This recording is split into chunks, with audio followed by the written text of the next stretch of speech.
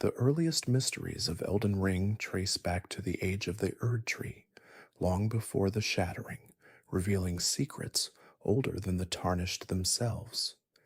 These are not the puzzles you stumble upon in a single playthrough, not the hidden walls or the cryptic item descriptions that yield their meanings after a few hours of careful reading. These are the deep cuts, the unanswered questions that have survived 2 years of collective investigation by millions of players, the riddles that From Software either embedded so carefully that no one has yet found the key, or perhaps never intended to answer at all.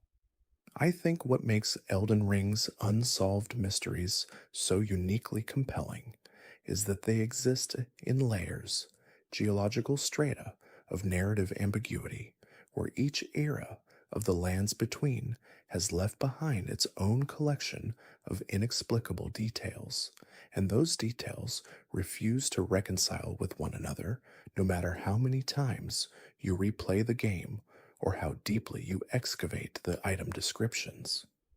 You have walked past some of these mysteries 100 times without knowing they were mysteries at all, mistaking them for scenery or dismissing them as the kind of environmental storytelling that From Software uses to add texture rather than meaning. But the community has cataloged them, debated them, built elaborate theories around them, and still they remain stubbornly, maddeningly unsolved. Some mysteries are small, almost trivial, the kind of thing that nags at you when you are trying to fall asleep and your mind drifts back to that one statue in that one corner of that one legacy dungeon. The statue that faces the wrong direction or holds an object you cannot identify, and you wonder if it means something or if you are simply seeing patterns in noise. Other mysteries are vast, structural, the kind that call into question the entire chronology of the world or the true nature of the gods themselves, mysteries so fundamental that solving them might rewrite everything you thought you understood about the story. I feel like the unsolved secrets of Elden Ring can be divided into two categories, though the line between them is blurry, and maybe that blurriness is intentional. There are the mysteries that seem like they should have answers, the ones where all the pieces are almost there, where you can feel the shape of the solution just out of reach, and it is only a matter of time or insight or some overlooked connection before someone cracks them. Then there are the mysteries that might not be mysteries at all, the ambiguities that From Software left open, not because they forgot to close them, but because the not knowing is the point, because some questions are more powerful unanswered. The challenge, of course, is figuring out which category any given mystery belongs to, and that is where the real work begins. This is not a video about the lore you already know, not a recap of the main story beats or a guide to the endings you have already seen. This is about the gaps, the silences, the places where the lore stops talking and starts whispering, and even if you lean in close, you cannot quite make out the words. It is about the statues that point nowhere, the characters who vanish without explanation, the items that reference events no other source corroborates, the architectural impossibilities, the timeline contradictions, the dialogues that change under specific conditions no one has fully mapped, the cut content that might still be accessible, the encrypted files that might contain answers or might contain nothing at all. I believe that every unsolved mystery in Elden Ring tells us something about the game, even if we never solve it, because the act of not solving it, the experience of confronting a question that will not yield, is itself a kind of storytelling, a way of making you feel the same confusion and helplessness that the tarnished must feel wandering through a world whose history has been deliberately obscured. And maybe that is giving From Software too much credit. Maybe some of these mysteries are just oversights or remnants of ideas that got cut during development, but I think it is worth treating them seriously, worth assuming intention until proven otherwise, because that assumption leads to deeper engagement and more interesting discoveries, even if the discoveries are ultimately about the limits of what we can know rather than the answers themselves. The mysteries span every era of the lands between, from the ancient age before the Erd Tree when other orders held sway, through the golden age of Marika's reign when the world was unified under a single cosmic law, into the chaos of the Shattering when that law broke apart and the demigods went to war, and finally into the present age when the Tarnished return to a world that has been waiting for them, or perhaps waiting for something else entirely. Each era has left behind its own collection of unanswered questions, and those questions often bleed into one another, creating a web of mysteries where solving one might require understanding three others, and those three might each depend on details scattered across different regions, different quest lines, different item sets that have no obvious connection. It is possible that some mysteries are designed to be solved only in aggregate, that no single clue is sufficient, but the pattern becomes clear when you step back and look at all of them together. And it is equally possible that some mysteries are red herrings, deliberately placed to distract you from the real secrets or to make you question whether you can trust any of the information the game gives you. This is all just speculation, of course, but speculation is the only tool we have when the facts run out.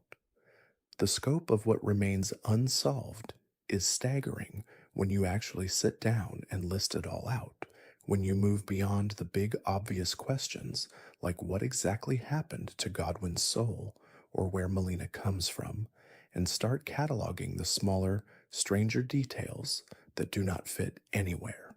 There are entire characters whose roles in the story are never explained, NPCs who appear in one location with no context and then disappear with no resolution, quest lines that seem to end halfway through as if the second half was never implemented or was hidden so well that no one has found it. There are areas of the map that seem significant, that are designed with the same care and detail as major locations, but contain nothing of obvious importance. No boss, no unique item, no NPC, just architecture and atmosphere, and the nagging sense that you are missing something.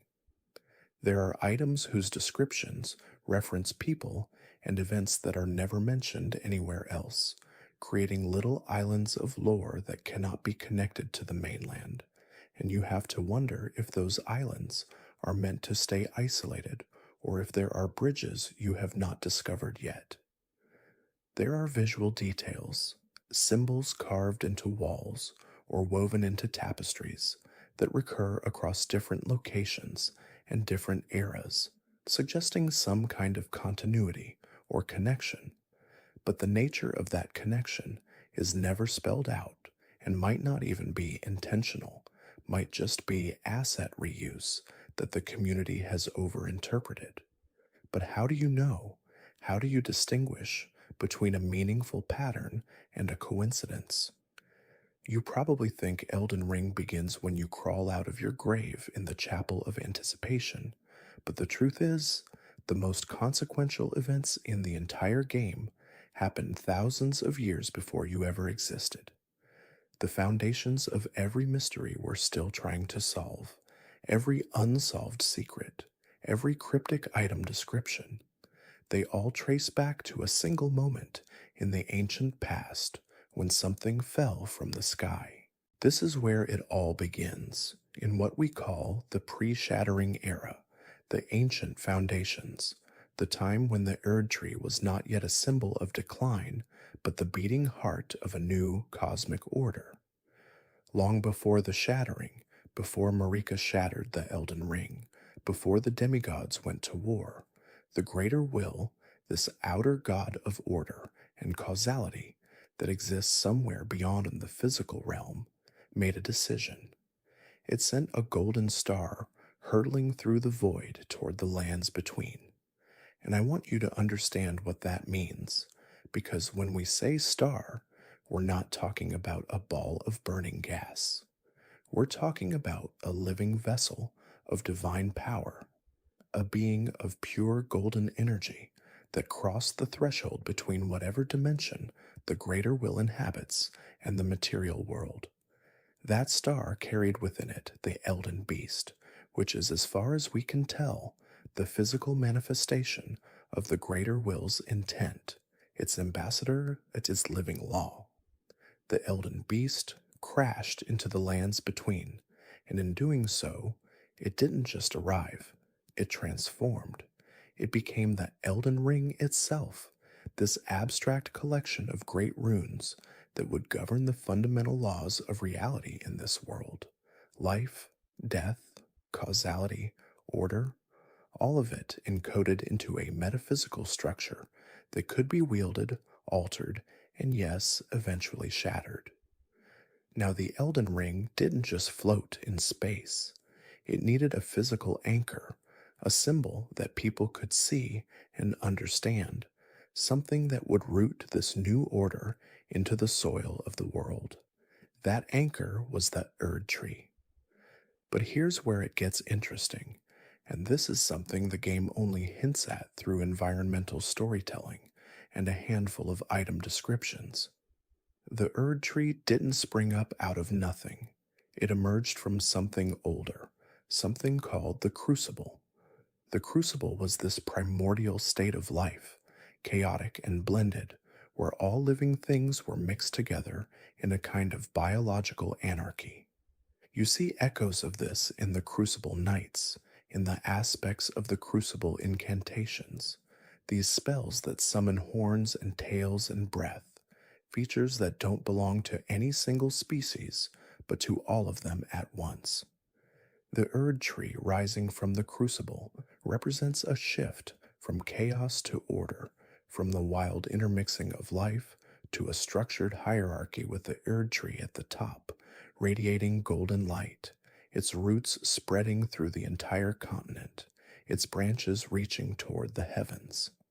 It became the central symbol of life and order, the thing everyone in the lands between would come to worship, fear, and depend upon.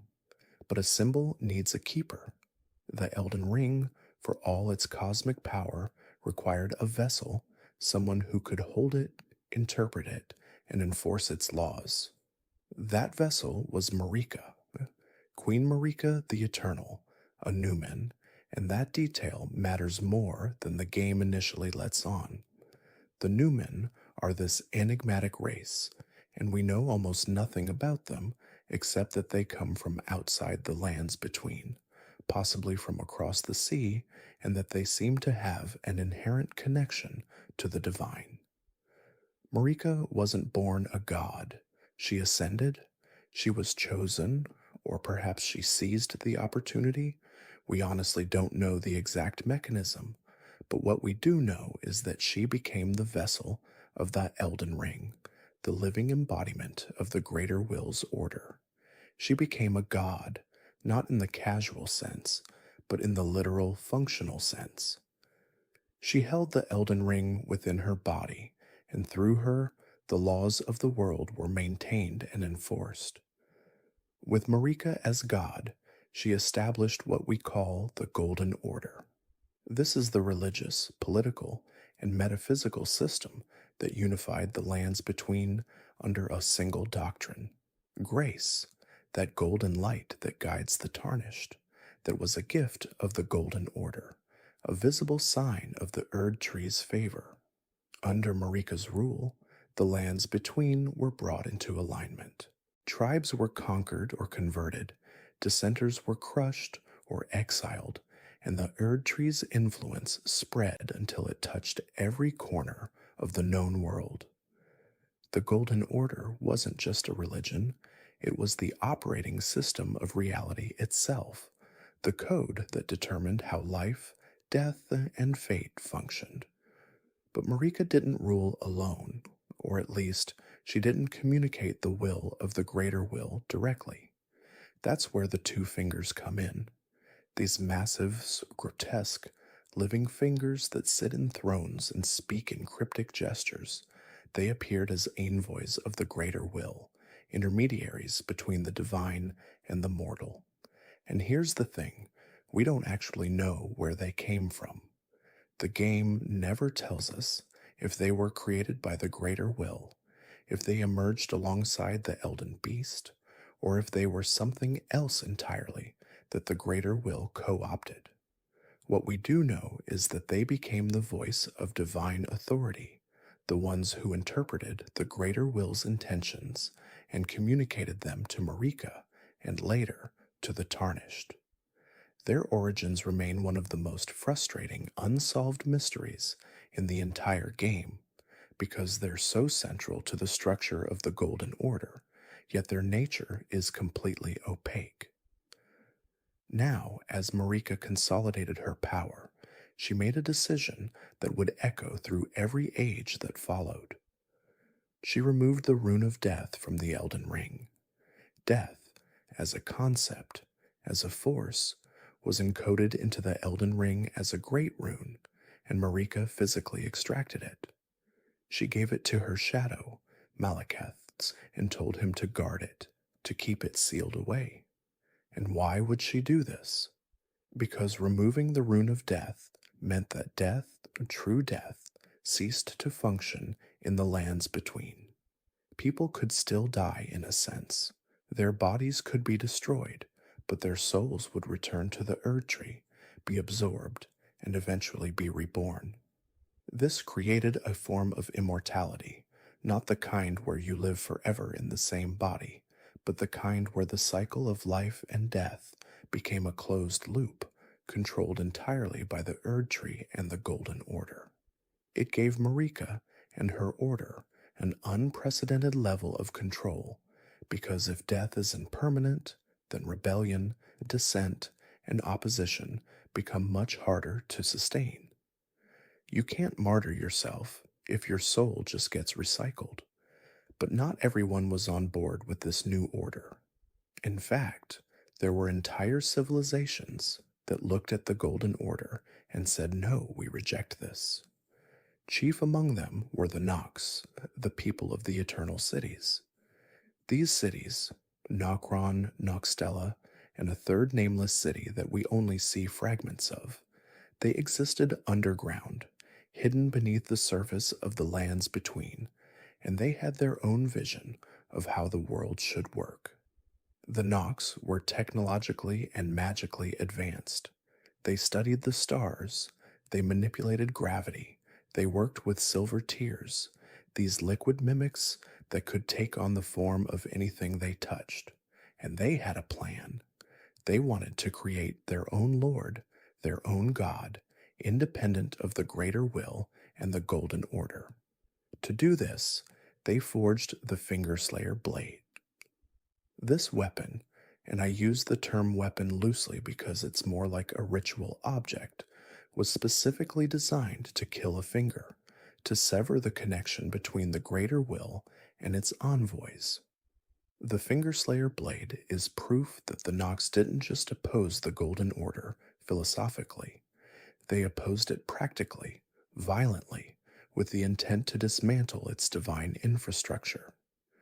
The blade itself is described as being forged from a corpse, which raises all kinds of questions about what kind of corpse, whose corpse, and what kind of ritual could imbue an object with the power to kill something that's supposed to be an extension of an outer god.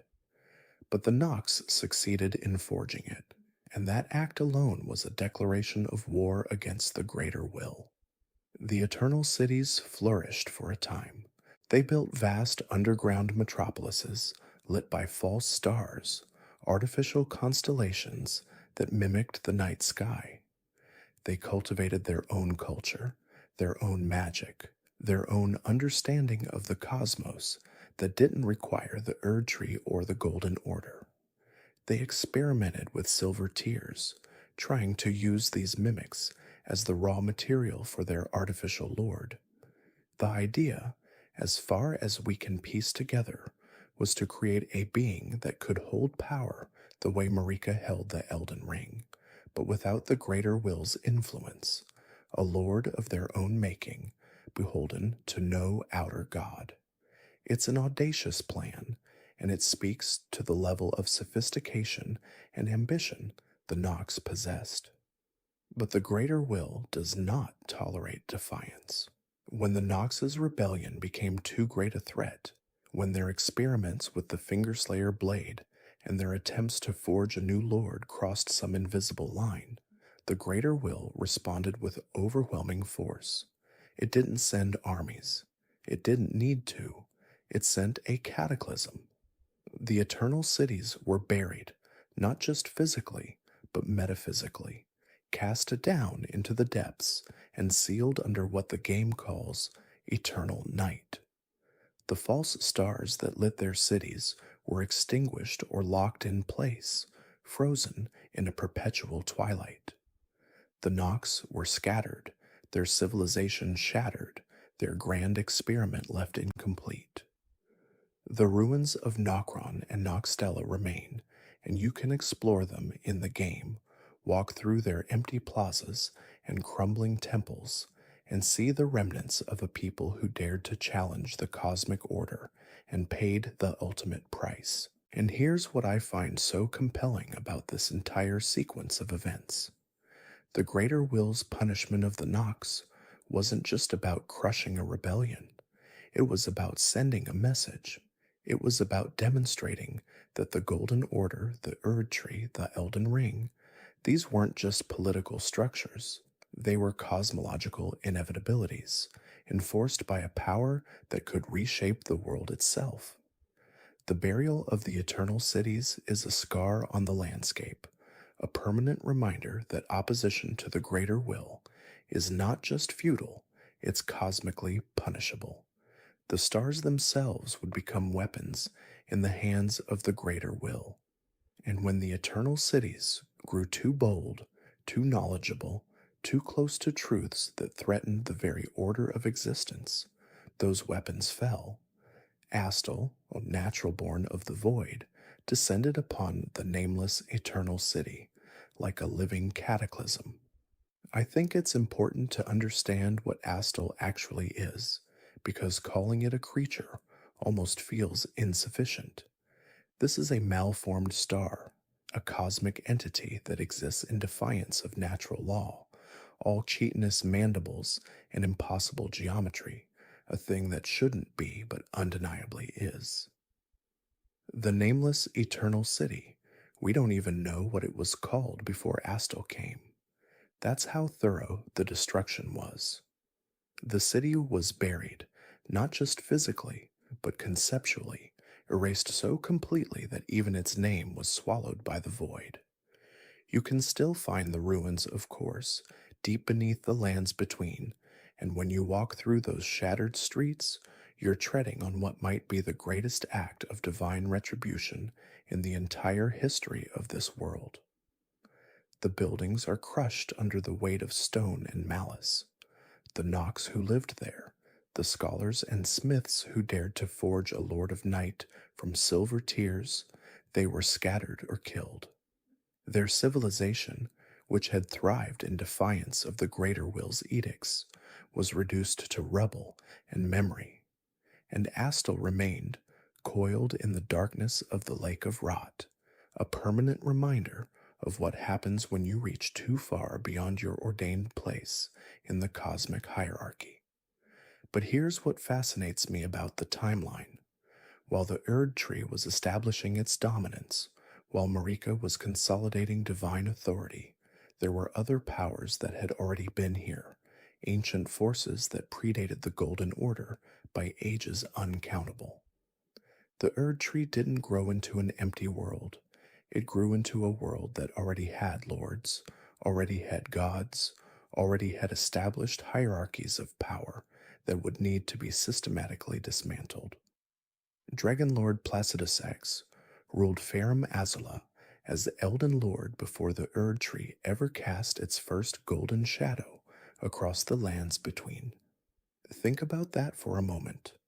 Placidusax was an Elden Lord, which means there was an Elden Ring, or something functionally equivalent, before Marika's age even began. He served as consort to a god, a deity whose identity has been completely lost to time, fled or vanished, or perhaps destroyed in whatever cataclysmic transition brought the age of the Erd Tree into being. Farum Azula itself floats in a storm beyond time, a crumbling temple city suspended in the sky, and I theorize that this temporal displacement isn't accidental. It's possible that Farum Azula exists partially outside normal chronology as a consequence of its god's departure, frozen in the moment of divine abandonment. Placidus Sax himself waits there still, coiled in the heart of the storm, 2 of his 5 heads torn away, sleeping through the ages, in anticipation of a return that may never come. The dragons of his era weren't just powerful beasts, they were the apex of civilization, wielding lightning as naturally as humans wield swords, their scales harder than any armor, their ancient dragon smithing techniques producing weapons that would remain unmatched for millennia. This was the world the Erd Tree needed to conquer, and conquer it did, through the might of Godfrey, first Elden Lord. Where Placidus Sax was a lord of an age already fading, Godfrey was the champion of an age ascending, the warrior who would carve the Golden Order's dominion into the flesh of the old world. Marika chose well. Godfrey, who had been Waralu, a chieftain of savage strength and unmatched martial prowess, became the instrument through which divine will was enforced. He waged war against the giants of the mountain tops, against the ancient dragons who had ruled the skies since time immemorial, against the Storm Lord whose tempest had shaped the very geography of Limgrave. These weren't skirmishes. These were wars of extermination, campaigns meant to eliminate any power structure that could rival the Erdtree's supremacy. Godfrey's warriors, the tarnished of his age, were blessed by the Erdtree in ways that marked them as chosen. Their eyes glowed gold, literally radiating the grace that connected them to Marika and the greater will. This wasn't just a cosmetic change. The blessing of grace was a tangible thing, a force that enhanced their strength, guided their paths, marked them as instruments of divine purpose.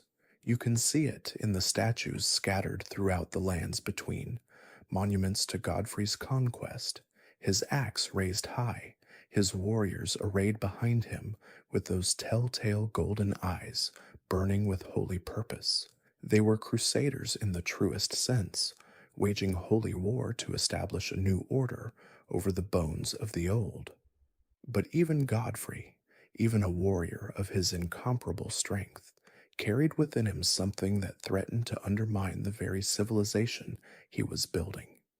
His bloodlust, the savage joy he took in battle, the primal fury that made him such an effective conqueror, these were traits of Huaralu, the chieftain, not qualities befitting an Elden Lord of a supposedly refined and golden age. So Sarosh, the beast regent, was placed upon Godfrey's back. And I want to be clear about what Sarosh is, because it's easy to misunderstand this relationship. Sarosh isn't a pet or a companion. He's a living seal, a magnificent lion-like beast whose claws are permanently embedded in Godfrey's shoulders, whose weight is a constant reminder and restraint. Sarosh suppresses the bloodlust, keeps Horalu contained beneath the veneer of Godfrey the Golden. It's a remarkable piece of symbolism, really. The Erd Tree's age requires its champions to be civilized, controlled, their violence directed and purposeful rather than ecstatic and wild. Godfrey can be a warrior, but he cannot be a berserker. He can conquer, but he cannot revel in the slaughter. Serosh ensures this, a living reminder that even the mightiest lord serves at the pleasure of a higher power, his very nature constrained by divine mandate. The war against the fire giants was perhaps the most consequential of all Godfrey's campaigns. The giants of the mountain tops of the giants weren't just another enemy to be defeated. They were the keepers of the fell god's flame, the flame of ruin, a primal fire that existed in direct opposition to the Erd tree, where the Erd tree represented order, growth, golden permanence. The fell god's flame represented destruction, entropy, the burning away of all things. These forces couldn't coexist. One had to triumph, and the other had to be eliminated.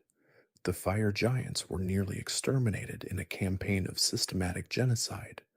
Their civilization was destroyed, their forges went cold, their songs were silenced. The fell god itself, the one-eyed deity that had empowered them, was sealed away, its influence bound so tightly that even its name became a curse. But the Erd tree, or perhaps Marika specifically, understood that some forces are too fundamental to be completely destroyed. Fire can be suppressed, but it cannot be erased from existence. So the last fire giant was cursed with eternal guardianship of the flame of ruin, forced to tend the very power that had defined his people, to keep it alive but contained, to exist as a living monument to his race's defeat. It's a cruelty that's almost poetic in its completeness. He cannot die, cannot abandon his post, cannot let the flame extinguish, but neither can he use it to avenge his people. He simply endures, alone on the mountain top, the last of his kind, cursed with the memory of everything that was lost. The ancient dragons, those magnificent beings who had ruled alongside Placidusax, faced a different fate. Some were killed outright, of course. Godfrey's wars were not known for mercy, but others, recognizing the futility of resistance, or perhaps seeing opportunity in adaptation, chose integration over extinction. Lanceax, a priestess of the ancient dragons, became a figure within Golden Order society, teaching the dragon cult incantations that allowed humans to wield lightning, to channel a fraction of the power that dragons possessed naturally. This is fascinating to me because it represents a kind of cultural absorption. The Erd tree didn't just defeat the dragons militarily, it consumed their power structure, incorporated their magic, transformed their worship into something that served the Golden Order's purposes. The Dragon Communion, the Dragon Cult, these became sanctioned practices, ways for the Erd Tree's followers to access ancient power through approved channels. Its conquest through assimilation, the old ways permitted to continue, but only in forms that reinforce rather than challenge the new hierarchy. The friendship between Fortisax and Godwyn the Golden represents the culmination of this integration. Fortisax, one of the mightiest of the ancient dragons, formed a genuine bond with Godwyn, Marika's firstborn son, the prince who embodied everything the Golden Order aspired to be. This wasn't just a political alliance, though it certainly served that function. The descriptions we have suggest real affection, real loyalty between dragon and demigod. Fortisax taught Godwyn the ways of the ancient dragons, shared secrets of lightning and scale. Godwyn, in turn, brought Fortisax fully into the fold of the Golden Order, legitimizing the dragon's place in the New Age. Their friendship became the foundation for a lasting peace between dragonkind and the Erd Tree, an alliance that would endure until death itself, and even beyond death, as we'll eventually see. It's one of the few genuinely hopeful elements in this entire history, proof that the Erd Tree's age wasn't built entirely on subjugation and fear, that there was room, however limited, for genuine cooperation between the old powers and the new. The Storm Lord's defeat brought an end to the Age of Storms in Limgrave. We know frustratingly little about the Storm Lord itself. Was it a deity? A particularly powerful giant? Some other entity entirely? The records are unclear, possibly deliberately obscured. What we do know is that Limgrave was once defined by perpetual tempests, storms so fierce and constant that they shaped the very landscape, and that Godfrey's victory over the Stormlord ended this, bringing the region under the Erdtree's influence and allowing it to become the relatively pastoral land we see in ruins during the game. The Stormlord's legacy persists in the Stormhawks, in the ancient storm weapons, in the techniques of the Storm Knights, but the entity itself was vanquished, its power broken, its age concluded. But not everything ancient could be integrated or honored, even in defeat. The misbegotten, those twisted humanoid creatures with grafted animal limbs and features, are descendants of the Crucible, that primordial form of the Erd Tree when all life was blended together in chaotic harmony. In the early days, Crucible traits were seen as blessed, as signs of the Erd Tree's vital power.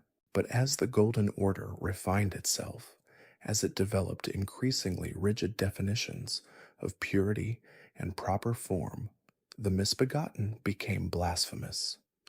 Their very existence, their mixed and chaotic bodies, represented everything the perfected Golden Order had moved beyond. They were persecuted, enslaved, treated as monsters, despite being living remnants of the Erd Tree's own ancient nature. It's a hypocrisy that runs deep through the Golden Order's foundations, this rejection of its own primordial roots in favor of an idealized, sanitized vision of divine perfection. But even as the Golden Order reaches its apex, something darker festers beneath the surface. Children are born with horns, with scales, with too many limbs. The Crucible's legacy refuses to die quietly. These children, called the Omen, are branded cursed from birth, their bodies marked by growths that echo that primordial age of blended life. And here's where the cruelty of the Golden Order becomes impossible to ignore. These aren't monsters, they're people. But the dogma of the Erd Tree cannot tolerate imperfection, cannot accept the primal chaos that once defined all existence. So the Omen are shunned. Among the common folk, their horns are sawed off at birth, a brutal practice that leaves many dead, and the survivors scarred in ways that go far deeper than flesh. Among nobility, the practice is forbidden, but the shame remains. Omen children of high birth are hidden away, locked in darkness, where they can't stain the golden light of their families' reputations. And nowhere is this hypocrisy more tragic than in the royal family itself. Queen Marika, the goddess who embodies the Golden Order's perfection, gives birth to twin sons, Morgoth and Mohg. Both are born Omen. Both are born with horns that mark them as inheritors of the Crucible's ancient power. I think about what that must have meant for Marika. Here she is, the living vessel of the Elden Ring, the face of a new age that has violently rejected everything the Crucible represents, and her own children are proof that the old world still flows in her blood. She could have changed the doctrine.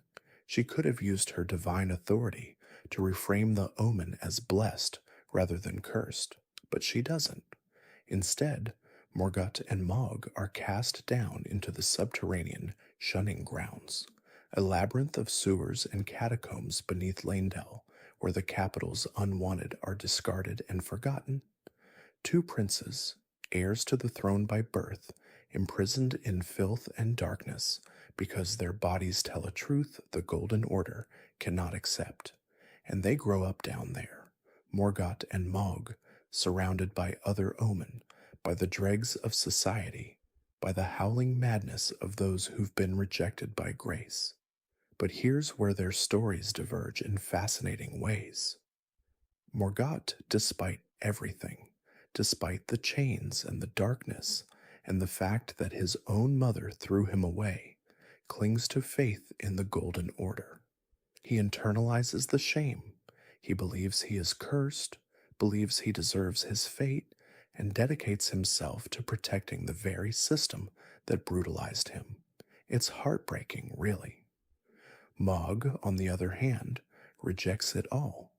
He turns his back on the Erd Tree, on grace, on the family that abandoned him, and in that rejection, he becomes vulnerable to something else. The formless mother, an outer god of blood and wounds, reaches out to him in his isolation. She offers him power, purpose, a twisted form of love that the Golden Order never gave him. Mog accepts. He becomes the founder of his own dynasty, a bloody alternative to the Golden Throne that cast him out. But we're getting ahead of ourselves. For now, the twins are simply prisoners, two more victims of the Golden Order's consolidation of power. Because that's what this era is really about, good consolidation. The Golden Order isn't content to simply exist as one belief system among many. It must be the only system. The Erd Tree's grace becomes the sole measure of worth, the only path to salvation. Those who are touched by grace are blessed, destined for greatness, or at least a return to the Erd Tree upon death.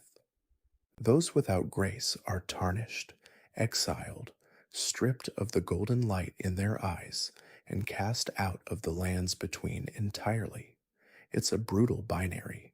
You're either in or you're out, blessed or cursed, golden or tarnished. And the dogma is enforced not just through Marika's divine authority, but through institutions, through military might, through the two fingers who claim to interpret the greater will's intentions. The Golden Order becomes a machine, self-perpetuating, intolerant of deviation. But here's the thing about enforcing a single truth. You create enemies. Alternatives don't just disappear because you declare them heretical. They go underground. They adapt. Speaking of which, there are cults in the lands between that remember older gods, older ways of understanding death. The twin bird, for instance. This creature, depicted in ancient carvings and the iconography of death practitioners, is an envoy of an outer god associated with the afterlife, not the Erd Tree's afterlife, where souls return to the tree to be recycled and reborn, a different kind of death. The twin bird cults practice rituals involving ghost flame, a cold fire that burns the soul rather than the body. They see death not as a return to the Erd Tree, but as a transition to something beyond, something the Golden Order has tried to erase. These cults are suppressed, their practitioners hunted, but the knowledge persists in hidden corners. The deathbirds themselves, massive avian creatures wreathed in ghost flame, still haunt graveyards and ruins at night, as if guarding the memory of a death the Erd Tree cannot claim. And then there's the gloam-eyed queen. I feel like this figure represents the Golden Order's most existential threat during this period. She leads the Godskin Apostles, a cult of assassins who hunt and flay gods themselves.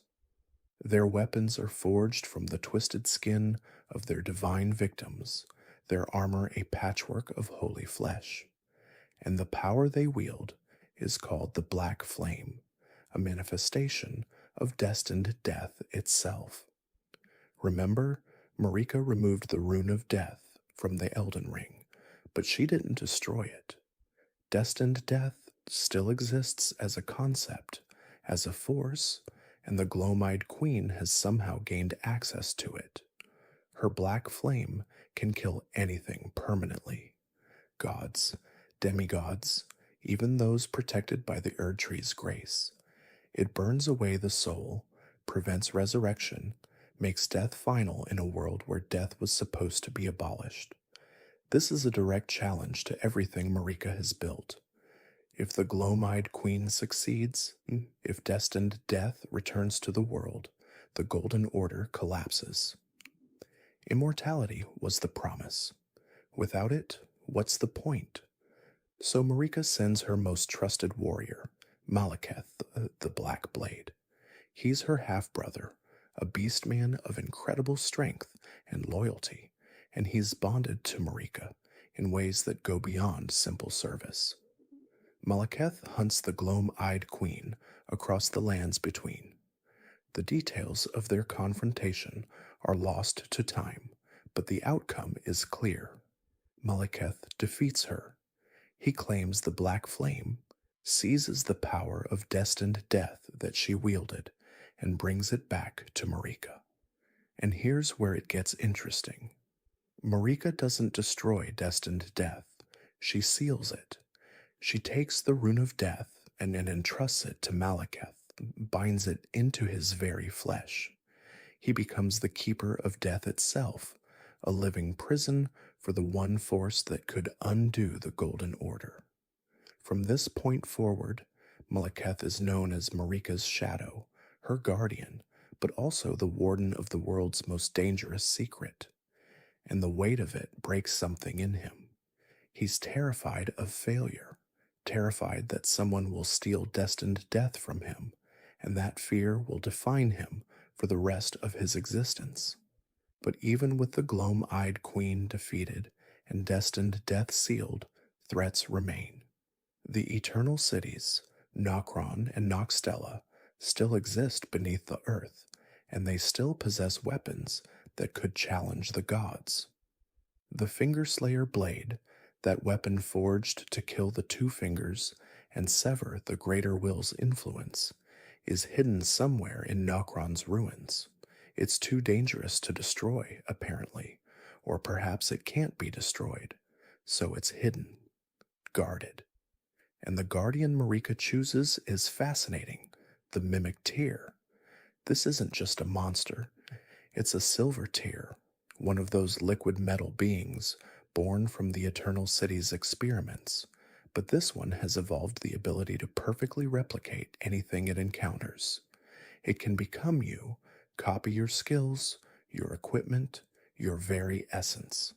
It's the perfect guardian for a weapon that must never be found, because anyone who reaches it has to fight themselves to claim it. The Fingerslayer blade remains in Nokron, buried in a city that's already buried beneath the earth, locked away behind a trial that few could ever pass. And speaking of the Eternal City's creations, this is the era when the Albinorics appear in the world above.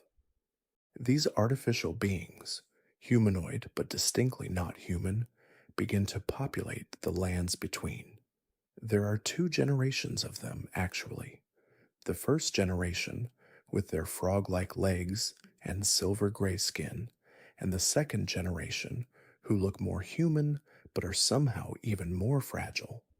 I theorize the Eternal Cities created them, possibly as servants, possibly as an attempt to forge life without the gods' intervention. But the Albinorics are people, not tools.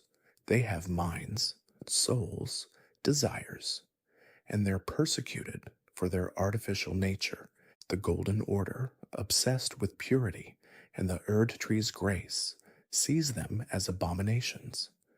Many Albinorics are enslaved, forced into labor, hunted for sport. Some seek refuge in hidden villages, like the Albinoric village nestled on the Liurnia Plateau. Others search for Miquella's Halictree, having heard rumors of a place where the graceless and the rejected might find sanctuary, because Miquella is building something. Quietly, Away from Lindell and the Erd tree's shadow, he plants a seed, the Halig tree. It's his answer to the Golden Order's failures, his attempt to create an alternative.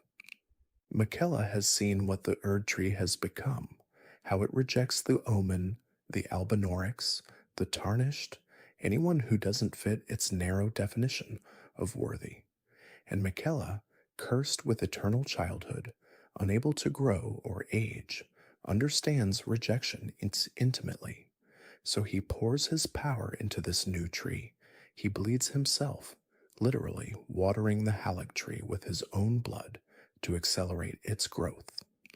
The goal is to create a sanctuary, a place where the graceless can find refuge, where the Erd tree's dogma holds no power. It's an act of rebellion disguised as compassion, and it's also, I think, a challenge to his mother.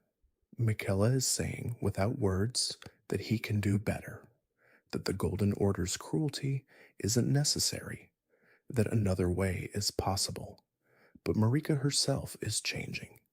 This is the part of the timeline where the cracks in her faith become impossible to ignore. She's spent centuries, maybe millennia, as the face of the Golden Order. She's enforced its laws, spread its grace, waged its wars. She's imprisoned her own children, exiled her husband, sealed away death itself. And for what? The greater will remains distant, silent, communicating only through the cryptic pronouncements of the two fingers. The Elden Ring, the source of her power, feels more like a cage than a gift. Marika begins to question, begins to doubt, and in that doubt, she starts to plan. It's all speculation, of course. We don't have records of Marika's inner thoughts during this period, but we know what comes next. We know she shatters the Elden Ring, and that's not an impulsive act. That's something you plan for, something you prepare. So what does that preparation look like? I think Marika starts moving pieces into place. She exiles the Tarnished, stripping them of grace and casting them out of the lands between, but she tells them they'll be called back someday. She's creating a contingency, a force outside the Golden Order's control that can return when needed. She hides secrets, scatters knowledge, ensures that even if the Erd tree falls, the tools to challenge or rebuild it will still exist. And she watches as her children grow into their own power and their own conflicts, watches as Michaela plants his rival tree, watches as the Golden Order's rigidity breeds resentment and rebellion. The age of the Erd tree is at its height, but Marika can see the rot beneath the gold. And then there's the Night of the Black Knives. We haven't reached it yet, but it's coming. The pieces are in place. Destined death is sealed in Malekith. The Tarnished are exiled but waiting. Michaela's Halig tree is growing. The Omen princes are imprisoned but not broken. The gloam-eyed queen is defeated, but her black flame is not forgotten. Everything that happens next, the shattering, the war between demigods, your journey as the Tarnished, it all flows from this moment, from the Golden Order's absolute power and the cracks forming beneath it. The stage is set, the players are in position, and Marika, goddess and prisoner, is about to make a choice that will break the world. As we move into the next chapter, we leave behind the golden centuries of prosperity and step into an era defined by a single, catastrophic act. The Shattering Era, a period of chaos and war that transforms the lands between from a unified realm into a fractured battlefield, begins not with an invasion or a natural disaster, but with a choice.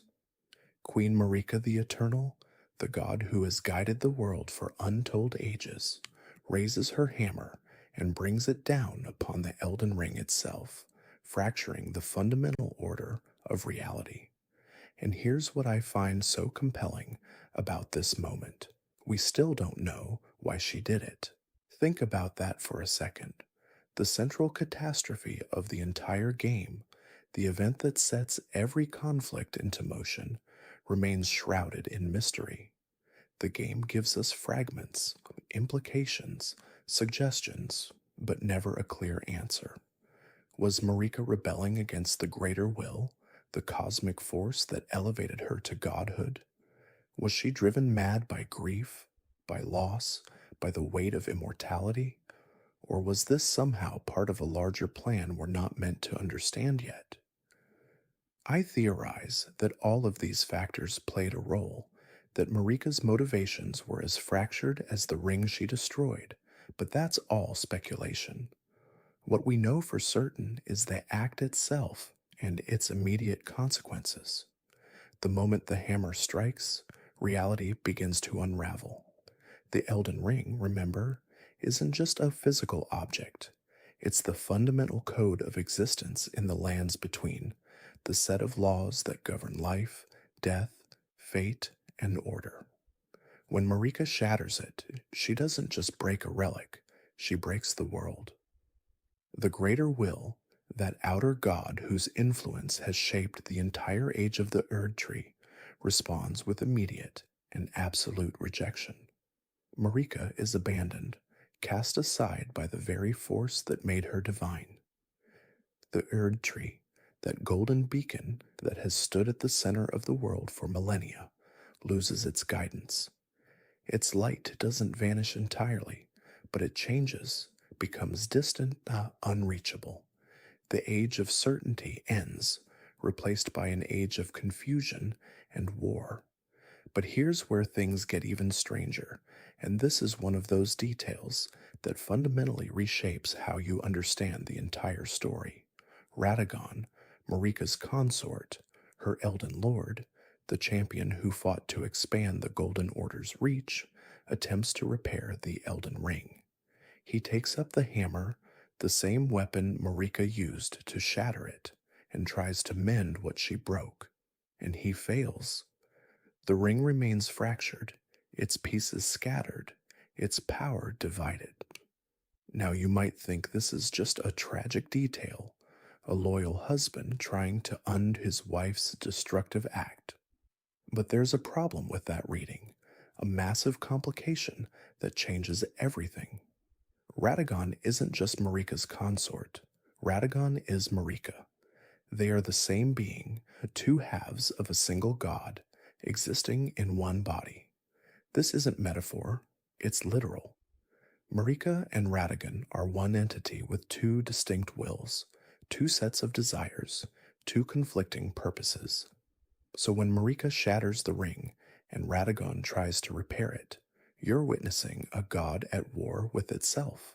One half destroys, the other half tries to rebuild, and neither succeeds in their ultimate goal. The ring remains broken, but not completely obliterated. It exists in a state of fracture, split into fragments called great runes, and these fragments become the seeds of the war that follows. I think this internal conflict, this divine schism, is one of the most important unsolved mysteries in the entire game. What does it mean for a god to be divided against itself? Was Radagon always part of Marika, or did the greater will create him as a safeguard, a failsafe to control her? Did Marika know that Radagon would try to repair the ring when she shattered it? These questions don't have clear answers, but they linger over everything that comes next. The great runes, those fragments of the shattered Elden Ring, don't simply fall to the ground and wait to be collected.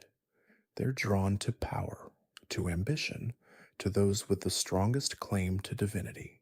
Marika's offspring, the demigods, each inherit a great rune, and with it, a fragment of the ring's power. These aren't minor blessings or symbolic inheritances. Each great rune grants its bearer immense strength, the ability to reshape reality in localized ways, to command armies, to resist death itself. But they also corrupt, they twist, they amplify the worst aspects of their bearers. The demigods, who might have cooperated, who might have worked together to restore order, instead turn on each other. Each believes their great rune gives them the right to rule, the power to claim the throne of Elden Lord, to become the new god of the lands between. The shattering as a war begins here, in this moment of inheritance and immediate betrayal. But not all of Marika's children receive great runes, and not all are permitted to participate in the war that follows. Morgott and Mohg, twin brothers born with the curse of the omen, are imprisoned beneath Leyndell, the royal capital, locked away in the depths where no light reaches. And I want you to understand what it means to be an omen in the world of the Golden Order, because this detail reveals just how cruel and hypocritical Marika's regime truly was. Omens are beings born with horns, with twisted features, with a connection to something the Golden Order considers profane and monstrous. They're seen as cursed, as abominations, as proof of some fundamental impurity. Among commoners, omen children have their horns cut off in brutal rituals, and many don't survive the process. Among nobility, omens are hidden away, locked in sewers and dungeons, their existence denied.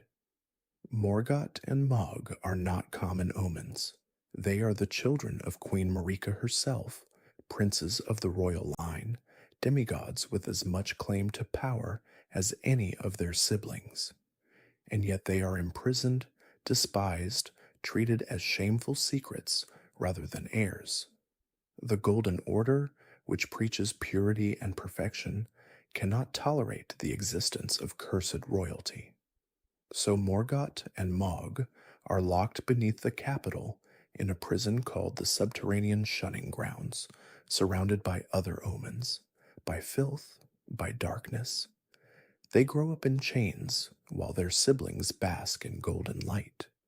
And this imprisonment, this rejection, shapes both of them in profound ways. Morgott internalizes the Order's hatred, comes to believe he deserves his suffering, and paradoxically becomes the most loyal defender of the very system that tortured him. Mohg, on the other hand, rejects the Order entirely, turns to forbidden outer gods, and builds his own dynasty in the shadows. But we'll get to their individual paths later. For now, what matters is that they are removed from the board, locked away while the shattering begins. Speaking of which, we need to talk about Ranni, because her role in the events leading up to and during the shattering is absolutely central, and it involves one of the most elaborate and consequential conspiracies in the entire game. Ranni the Witch, daughter of Radagon and Rennala, is an Empyrean, one of those rare beings chosen by the Two Fingers as a potential successor to Marika, a candidate to become the next god. But Ranni doesn't want to be a god, at least not the kind of god the Greater Will has in mind. She rejects the destiny laid out for her, rejects the control of the Two Fingers, those strange emissaries of the Greater Will that guide and manipulate the demigods. And to escape that fate, she needs to do something drastic, something that has been impossible since Marika removed the Rune of Death from the Elden Ring centuries ago. She needs to die, but death, true death, doesn't exist in the lands between anymore. Marika removed that possibility when she gave the Rune of Death to her shadow, Malekith, and ordered him to seal it away. So Ranni conspires, plans, and ultimately orchestrates a theft that will change everything. She makes contact with the Black Knife Assassins, a group of Numen women, the same race as Marika herself, warriors trained in stealth and murder. And together, they steal fragments of the Rune of Death from Malekith, the beast clergyman, Marika's most loyal guardian. How they accomplish this theft is another unsolved mystery. Malekith is immensely powerful, nearly invincible, bound by duty to protect the rune above all else. Yet the Black Knives succeed, taking just enough of the rune's power to forge it into weapons, into blades that can kill even gods. And then comes the Night of the Black Knives, an event so pivotal, so devastating, that its consequences ripple through every corner of the game. On a single night, the Black Knife assassins strike across the lands between, targeting specific victims with their rune of death-infused blades. Their primary target is Godwyn the Golden, Marika's firstborn son, the most beloved of all the demigods, a warrior and diplomat who embodies everything the Golden Order claims to represent. Godwyn is assassinated in his sleep beneath the capital, his soul destroyed by the cursed blades. But here's the crucial detail, the twist that makes this more than a simple murder. Godwyn's body doesn't die. His soul is killed, some obliterated, sent beyond the possibility of return, but his flesh lives on, trapped in a state the game calls living in death, a horrific limbo between existence and oblivion. This isn't an accident. This is exactly what Ranni intended, because on that same night, Ranni orchestrates her own death, but in reverse. While Godwyn's soul dies and his body lives, Ranni's body dies and her soul survives. She transfers her consciousness, her essence, into a doll, a puppet crafted to house her spirit, and in doing so, she severs her connection to the two fingers, escapes the destiny they planned for her. It's an incredibly complex ritual, a splitting of death itself, and it requires Godwyn's simultaneous murder to work. Ranni sacrifices Godwyn, the Golden Prince, to buy her own freedom, and I think this is one of the most morally complicated acts in the entire game. Is Ranni a hero for rejecting the greater will's control, or a villain for murdering an innocent man to achieve her goals? The game doesn't give you an easy answer, and that ambiguity is part of what makes her storyline so compelling. But the consequences of Godwyn's half-death extend far beyond Ranni's escape. Godwyn's undying body, trapped beneath Leyndell, begins to corrupt. His flesh spreads like a cancer through the roots of the Erd tree, sending out tendrils of deathroot, a foul substance that carries the curse of living in death. Everywhere deathroot spreads, the dead begin to rise, not as mindless undead, but as those who live in death, beings trapped in the same horrific state as Godwyn, neither alive nor truly dead. The Erd tree, which once granted eternal life through its blessings, now hosts a plague of undeath at its very core. And this corruption, this spreading death, becomes one of the fundamental problems the lands between cannot solve. The Golden Order, which removed death to create paradise, now faces a form of death it cannot control, cannot contain, cannot understand. In the chaos that follows the Night of the Black Knives and the shattering of the ring, Marika herself vanishes. Some say she was imprisoned by the Greater Will as punishment for her rebellion. Others believe she retreated into the Erd tree, merged with Radagon, became something else entirely. What we know is that she disappears from the world, leaving no guidance, no leadership, no divine authority to hold the demigods in check. And without Marika, without the Elden Ring, without the Greater Will's direct intervention, the demigods descend into total war. Each claims their great rune gives them the right to rule. Each raises armies, fortifies their domains, and marches against their siblings. The shattering, as a war, consumes the lands between, and it will rage for centuries. But in Leyndell, the capital, something unexpected happens. Morgott, the imprisoned Omen Prince, escapes. How he breaks free from the subterranean shunning grounds is never fully explained, but escape he does, and when he emerges into the capital, He doesn't flee, doesn't seek revenge, doesn't try to tear down the order that tortured him. Instead, he defends it. Morgoth conceals his omen nature with illusions, hiding his horns, disguising his cursed features, and claims the title of Veiled King, the last protector of Lendel. And this, I think, is one of the most tragic and fascinating character arcs in the game, but we'll explore Morgoth's reign and his motivations in much greater depth as we continue through the Shattering era. But the chaos of the Shattering wasn't merely a backdrop for the ambitious, it was a crucible that forged new legends and twisted old loyalties. While some demigods sought power through conquest, and others through arcane studies, Miquella, the eternally youthful Empyrean, chose a different path.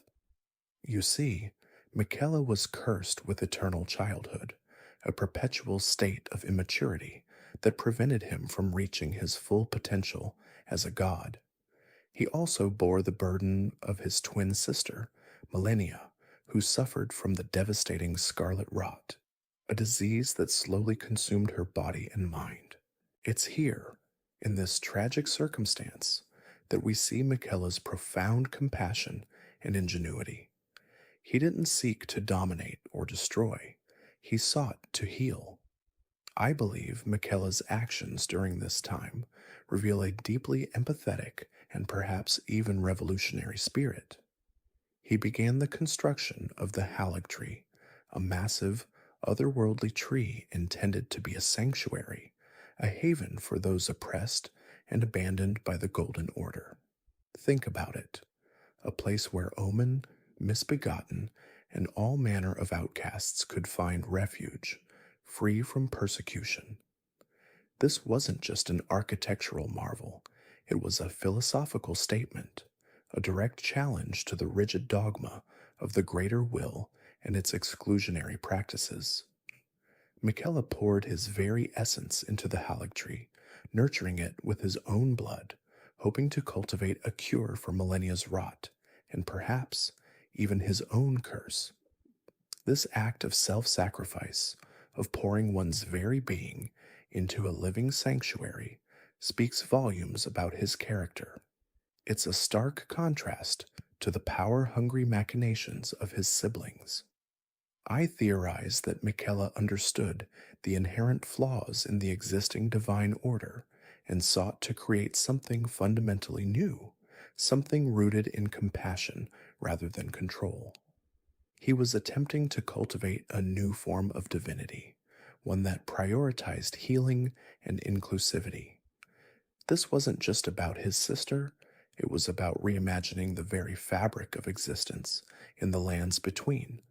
The Halig Tree, therefore, isn't just a location, it's a symbol of hope, a testament to Miquella's unwavering dedication to a more benevolent future, even amidst the swirling darkness of the Shattering.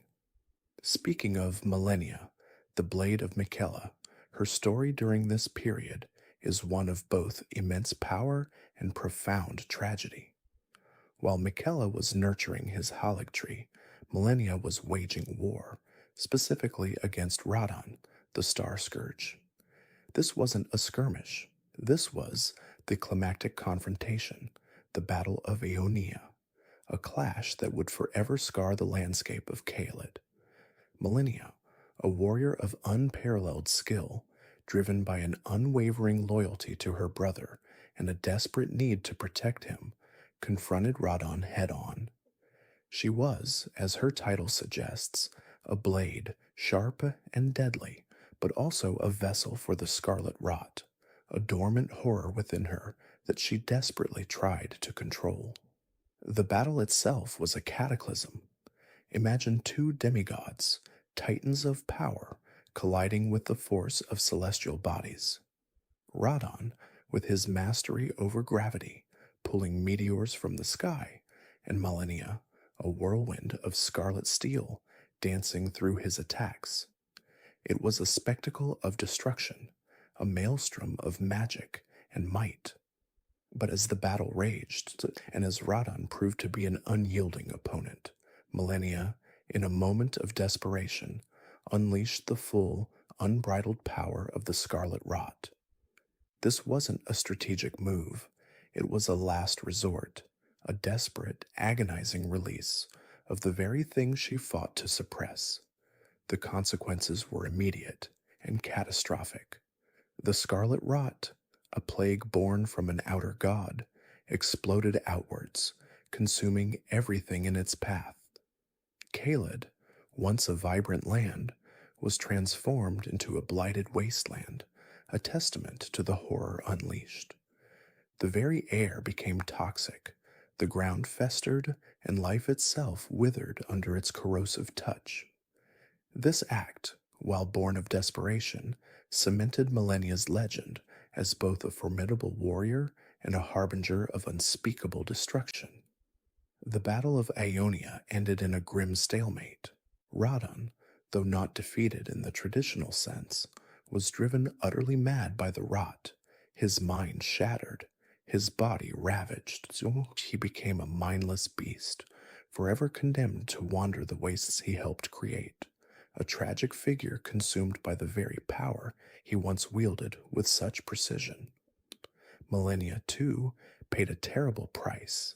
The exertion, the unleashing of such immense power, pushed her beyond her limits. She fell into a deep coma, her body ravaged by the rot she had just unleashed, her strength utterly depleted. It was her loyal knight, Finlay, a nameless hero in the grand scheme of things, who carried her broken form all the way back to the sanctuary of the Halig Tree, a grueling journey that speaks volumes about the bonds of loyalty forged in the fires of war. This entire sequence, from Miquella's creation of the Halig Tree to Millennia's desperate act, underscores the profound and often tragic interconnectedness of the demigods' fates. Their actions, whether driven by compassion or desperation, had ripple effects that reshaped the very landscape and destiny of the lands between. But even in the supposed safety of the Halig Tree, Miquella was not truly safe. His unique nature, his potential as an Empyrean, attracted the attention of another, far more sinister force, Mog, the Lord of Blood. Mog, a demigod himself, was obsessed with the formless mother, an outer god of primordial blood and forbidden desires. He envisioned a new dynasty, a bloody empire built upon the worship of this outer god, and to achieve this, he needed a god of his own. Miquella, with his unalloyed potential and his status as an Empyrean, was the perfect candidate. And so, in an act of profound betrayal and sacrilege, Mog abducted Miquella from the Halig Tree. I believe this was a pivotal moment, not just for Miquella, but for the entire trajectory of the lands between. Mog didn't just take Miquella, he encased him within a cocoon of blood, attempting to force his awakening as a god of Mog's own design, a perverse mockery of Miquella's intended purpose. This act of abduction, of attempting to corrupt and twist Miquella's pure intentions, represents the darkest depths of ambition and the insidious influence of outer gods. Mog's motivations were entirely selfish, driven by a lust for power and a desire to establish his own dominion, regardless of the cost to Miquella or the world. This is not just a kidnapping, it's an attempted spiritual subjugation, a forced transformation into something Miquella never intended to be. The implications here are vast. Miquella, the hope for a new, compassionate order, was now a pawn in a madman's scheme, his fate hanging precariously in the balance. As we move into the next chapter of this chaotic era, we encounter Rykard, another demigod who chose a path of radical transformation, though one entirely different from Miquella's. Rykard, once a powerful and respected figure, embraced blasphemy, forsaking his demigod lineage and the Golden Order entirely. His journey led him to Mainit Gelmir, a volcanic region known for its ancient, primordial forces. It was there that he merged with the god devouring serpent, a colossal, ancient creature of immense power. This wasn't a mere alliance, it was a complete assimilation, a physical and spiritual melding that transformed Rykard into something monstrous, something entirely new. He sought immortality, not through divine grace or noble sacrifice, but through consumption, through devouring gods and all who stood in his way. This act, this complete rejection of his former self and his embrace of a grotesque, all consuming power, is a stark contrast to Miquella's self sacrificing nature. Rykard's motivations, I believe, were rooted in a profound disillusionment with the existing order, a belief that true power lay in absolute rejection and absorption. He became a symbol of defiance, a living embodiment of blasphemy against the very principles that governed the lands between. His transformation into the god devouring serpent wasn't just a change in form, it was a change in philosophy, a declaration that the old ways were dead and that a new, terrifying power had risen to take their place. But what of the tarnished, the very individuals whose journey we are meant to follow? Their story during the shattering is one of exile and eventual return. You see, the tarnished were once warriors who served Queen Marika, blessed with the grace of the Erd Tree. However, for reasons that remain shrouded in mystery, Marika herself decreed their exile from the lands between. Stripped of their grace, their guiding light, they were forced to wander, to live as outcasts in foreign lands, forgotten and reviled. This act of banishment, I theorize, it was not arbitrary. It's possible that Marika foresaw the coming chaos, or perhaps she believed that by removing the tarnished, she was setting in motion a grander plan. Whatever her reasons, their exile marked a profound turning point, a period of wandering and loss. Yet as the shattering raged, and as the lands between descended further into madness, a new purpose began to emerge for these forgotten warriors. The two fingers and enigmatic envoys of the greater will began to stir. They started selecting certain tarnished, those who still possessed a faint glimmer of grace, those who harbored the potential for greatness, to return. Their mission, to reclaim the Elden Ring, to become the Elden Lord, and to restore order to a fractured world. This reawakening of grace, this call to destiny, is the very spark that ignites our own journey. It's a testament to the cyclical nature of power and the enduring hope that even in the darkest of times, a hero will rise. Meanwhile, amidst all this chaos, one demigod stood as a bastion of the Golden Order, a staunch defender of Leyndell, the royal capital, Morgott, the Omen King. Morgott, despite being an Omen himself, a creature reviled and persecuted by the very order he defended, remained fiercely loyal to the Erd Tree and to his mother, Marika. He saw the other demigods, with their warring factions and their selfish ambitions, as traitors, as threats to the stability of the lands between. His role during the shattering was primarily defensive.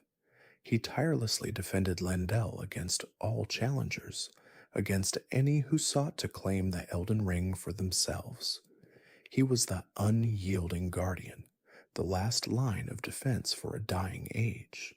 He even went so far as to seal the capital with thorns, a desperate measure to prevent further desecration and to keep the warring factions at bay.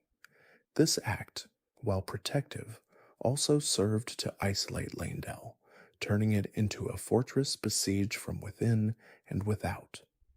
Morgott's tragedy lies in his unwavering loyalty to an order that rejected him, a poignant example of devotion in the face of prejudice. His fierce protection of Leyndell wasn't just about preserving a city. It was about preserving a dying ideal, a desperate attempt to hold back the tide of change and chaos. But the darkness of the shattering wasn't confined to grand battles and demigod ambitions. It also manifested in more insidious, more pervasive forms. Enter the Dung Eater, a figure of utter depravity and a profound rebellion against the Golden Order's very foundations. The Dung Eater was not a demigod, nor a powerful warrior in the traditional sense. He was a defiler, a spreader of curses, driven by a perverse desire to corrupt the very souls of those he encountered. His aim was to create a world where all life was tainted, where Omen, those born with horns and other physical deformities, were not just tolerated, but were the natural state of being. He achieved this by spreading his curse across the lands between, defiling the bodies and souls of his victims, ensuring that their offspring would be born as Omen.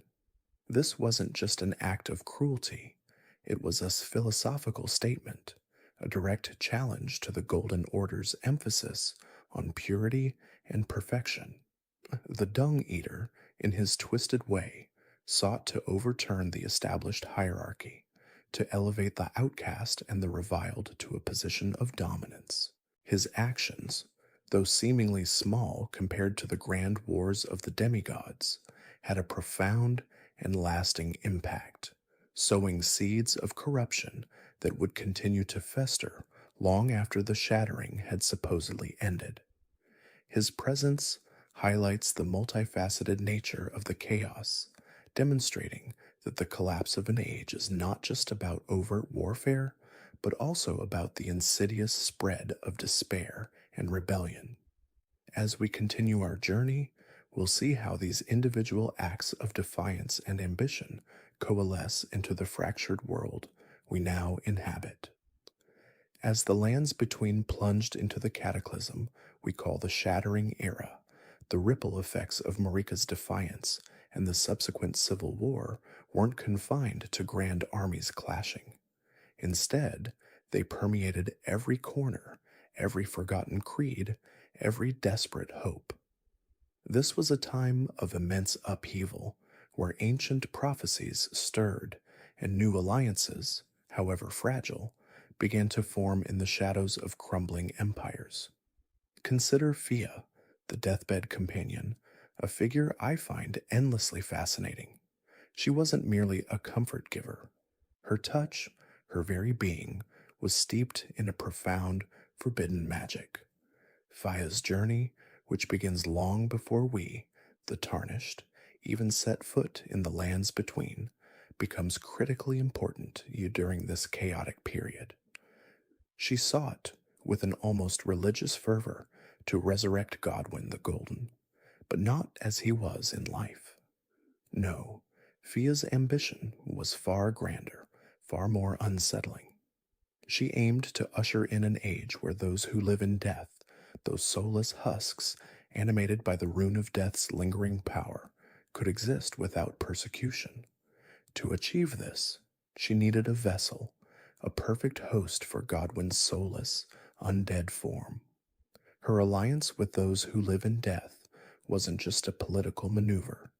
It was a spiritual pact, a desperate attempt to mend a cosmic wound in a way no one else dared to imagine. She gathered huggings from the living, siphoning their vigor, their life force, and in doing so, she became a conduit for a new form of existence, one that challenged the very tenets of the Golden Order. I think her motives, while seemingly benevolent to her chosen undead, were profoundly disruptive to the established order, hinting at a new cosmic balance she hoped to forge. This quest for a new world order, one where death was not an absolute end, but a malleable state, sets her on a collision course with nearly every other faction. It's within this maelstrom that the Round Table Hold emerges, a sanctuary of sorts, yet one shrouded in mystery, and as we later discover, illusion. For the Tarnished, those exiled warriors called back by grace. It was presented as a gathering place, a neutral ground where they could strategize, train, and prepare for their perilous journey to become the Elden Lord. But what really was the Round Table hold? It was, in essence, a projection, a psychic construct maintained by the Two Fingers and Enya, designed to guide and perhaps manipulate the Tarnished. I theorize that its illusory nature served multiple purposes: to protect its inhabitants from the direct dangers of the shattering, to centralize the efforts of the returning Tarnished, and crucially, to prevent any single Tarnished from gaining too much power too quickly outside the greater will's oversight. The very fact that it exists outside of the physical lands between, a place accessible only through a specific kind of grace, speaks volumes about its true nature. It was a holding pen, a training ground, and a subtle leash, all rolled into one. This arrangement, while seemingly beneficial, underscores the manipulative hand of the greater will, using even supposed sanctuaries as tools in its grand cosmic game. Speaking of grand cosmic games, Ronnie the Witch, perhaps one of the most pivotal figures in the entire saga, sets her own audacious plan in motion during this period. Her goal was nothing less than the overthrow of the greater will itself. Ronnie, a demigod herself, felt stifled by the Golden Order and its rigid dictates. Her ambition was to usher in the Age of Stars, a new epoch where the influence of the outer gods would wane, and the fate of the lands between would be guided by the cold, distant stars, embodying a kind of cosmic freedom. This wasn't a sudden whim. Her involvement in the Night of Black Knives, leading to Godwin's death and her own spirit's liberation, was merely the prologue. Now, with the shattering in full swing, she saw her opportunity. She needed a consort, someone to help her enact this new order, and she began to subtly manipulate events, drawing in figures like Blod and Iji, and eventually the Tarnished. Her plan was complex, involving ancient rituals, forbidden magic, and a willingness to defy cosmic powers that had held sway for millennia. I believe her motivations, while self-serving in their ambition for a new age, also stemmed from a genuine desire to liberate the lands between from what she perceived as the suffocating grip of the greater will. Meanwhile, the once proud fire giants, nearly exterminated by Marika's forces long ago, lingered in isolated pockets. Their numbers were few, their power diminished, but their legacy and their sacred duty persisted. The last survivor of their kind, a colossal figure, stood sentinel over the flame of ruin. This wasn't just any flame, it was the primordial fire, capable of burning the Erd tree itself. I find it fascinating how such a powerful entity, once a major threat, was reduced to a lone guardian.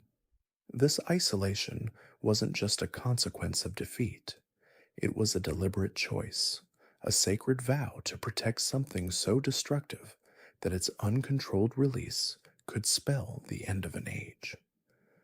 The fire giant's solitary vigil speaks to a deep, ancient lore, a responsibility passed down through generations, hinting at a cosmic balance that even the greater will couldn't entirely erase. Their story is a poignant reminder of the cyclical nature of power and the enduring strength of ancient traditions. The Albinaurics, artificial beings created by sorcery, faced their own unique struggles during this turbulent time. They were a persecuted race, often hunted and enslaved, their existence deemed unnatural by many. As the shattering intensified, their desperation grew. Some sought refuge in the Halleck Tree, the haven established by Michaela, where they hoped to find acceptance and protection. Others, in a more desperate and perhaps misguided attempt at survival, pledged their allegiance to Mog, the Lord of Blood, serving his twisted ends in the hope of securing a future. This division within the Albinoric community highlights the fragmented nature of the lands between, where even marginalized groups had to choose sides, often with dire consequences. Their plight, I think, serves as a powerful commentary on the intolerance and prejudice that festered beneath the surface of the Golden Order, even before its collapse. As if the lands between didn't have enough ancient threats resurfacing, the Godskin apostles, those terrifying figures clad in divine flesh, began to resurge with renewed ferocity. Their goal was chillingly simple, yet profoundly disruptive: to hunt demigods and flay their skin, using it to clad themselves in divine flesh, all in a bid to restore their ancient order. They were devotees of the gloam-eyed queen, a figure associated with the rune of death before Marika's ascendancy. Their resurgence during the Shattering wasn't coincidental.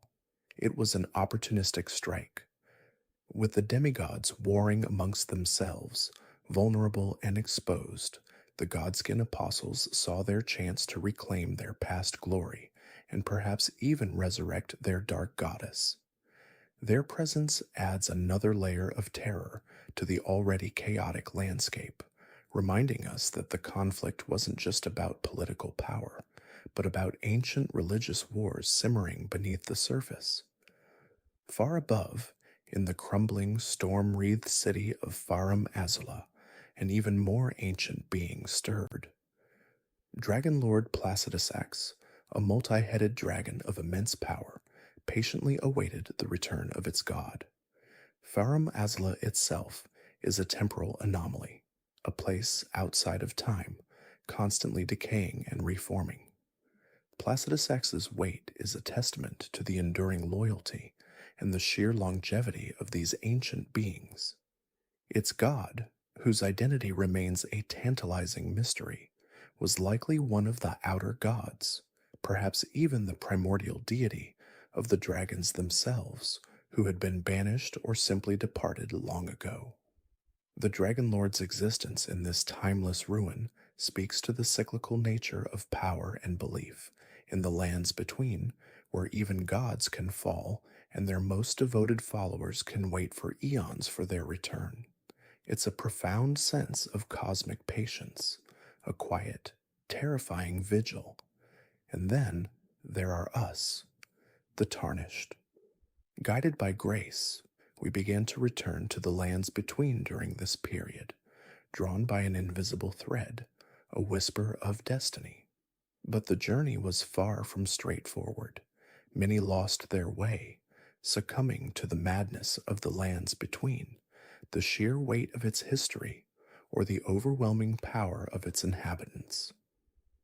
Others simply perished, their grace abandoning them. Our return, I believe, was a desperate gambit by the greater will, a final throw of the dice to restore order. But the sheer number of Tarnished and their varied fates suggests a less than perfect plan, perhaps even a sign of the greater will's own weakening influence.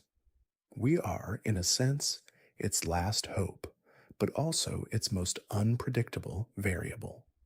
Speaking of unpredictable variables, Blad, Rani's loyal shadow, found himself in a truly tragic struggle during this time.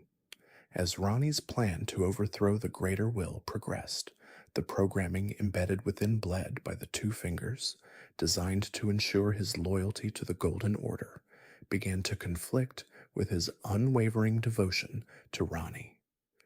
This internal conflict, a battle between innate loyalty and imposed destiny, is heartbreaking to witness. He fought against the compulsion to kill her, a primal urge warring with his love and dedication. Ultimately, this internal struggle proved too much, and he succumbed to frenzy, a tragic victim of the very powers he sought to defy.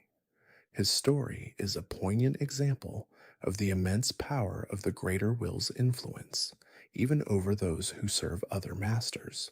In perhaps one of the most significant developments of the shattering, the two fingers, the envoys of the greater will, ceased communication with their cosmic master. This silence plunged their envoys, like Enya, and the returning tarnished into a state of profound confusion and uncertainty. For millennia, the two fingers had been the direct conduit, the voice of the greater will. Their silence wasn't just a breakdown in communication, it was a cosmic schism, a sign that something fundamental had shifted. I theorize that this cessation of contact was a direct consequence of Marika's actions, a punishment, or perhaps even a deliberate withdrawal by the greater will, leaving its pawns to fend for themselves. This sudden lack of guidance left a power vacuum, not just politically, but spiritually, forcing everyone to question the very nature of their faith and purpose. And finally, at the very heart of the lands between, within the colossal Erd tree, the Elden beast, the vassal of the greater will, remained dormant. It was the living embodiment of the Golden Order, a cosmic entity of immense power, awaiting either the emergence of a new Elden Lord or perhaps the final cataclysmic end of the age. Its dormancy during the shattering is a fascinating paradox. While the lands between burned and bled, this ultimate power lay in wait, a silent judge, a cosmic arbiter. Its inaction, I believe, wasn't passive. It was a testament to its singular purpose, to serve the greater will's ultimate design, whatever that might be. Its awakening would signify the true climax, the final judgment for the lands between. The stage was set, the players in motion, and the ultimate fate of this fractured world hung in the balance, awaiting the arrival of a champion, or perhaps its final demise. You thought you knew the lands between, didn't you? A shattered realm, a broken ring, a land awaiting its fate. But what if I told you that the true story, the one you're about to uncover, begins not with an ending, but with a stirring, a whisper across the fog-shrouded seas? We've just explored the cataclysmic events of the Shattering, a war that tore apart a divine artifact and plunged a golden age into a dark epoch. Now we move into a new chapter, a period I call the post-Shattering era, or more evocatively, the Age of the Tarnished. This is where your story, the story of the player, truly begins to intertwine with the grand tapestry of Elden Ring's lore. As the dust of the shattering began to settle, a curious phenomenon occurred. Across the sea, in lands far removed from the golden glow of the Erd tree, a call echoed. It was the guidance of grace, a beacon that had long been lost to a specific lineage of individuals, the Tarnished. These were exiles, warriors, and outcasts, once stripped of the Erd tree's blessing and banished from the lands between. But now, their lost grace, that golden light that guides the worthy, was inexplicably restored. I think this restoration isn't just a random act, it's a deliberate, almost desperate summoning. Imagine it. You're just living your life, perhaps a humble existence, and suddenly, a golden light sparks within you, pulling you towards a land you've only heard whispers of, a land that had explicitly rejected your ancestors. What does that feel like? That sudden, undeniable urge to return? It's a powerful narrative device, drawing us, the players, into the very fabric of the game's mythology from the first moment. Upon their return, these newly regraced Tarnished were met with directives from the Two Fingers, the enigmatic envoys of the Greater Will. The Greater Will, for those unfamiliar, is the unseen cosmic entity, a powerful outer god that established the Golden Order and bestowed the Elden Ring upon Marika. The Two Fingers, massive decaying digits found in various divine towers, served as its direct communicators, interpreting its will and relaying prophecies. Their message to the Tarnished was clear, singular, and monumental. Seek the Elden Ring, mend it, and become the Elden Lord. This mandate, delivered through the cryptic gestures and pronouncements of the two fingers, sets the entire quest in motion. It's a heavy burden, isn't it? To be chosen, not for some inherent virtue, but seemingly because you were once rejected, now tasked with salvaging a broken world. I believe this is a deliberate choice by the greater will, perhaps recognizing that those who have known exile might possess a unique perspective or resilience necessary for such a monumental task. It's almost as if the greater will, in its desperation, is turning to its cast-offs. Almost immediately, as you, the Tarnished, begin your journey, a pivotal encounter occurs. In the desolate, ruined church of Ella, a figure cloaked in shadows appears. Milena. She offers an accord, a pact that will define much of your early journey.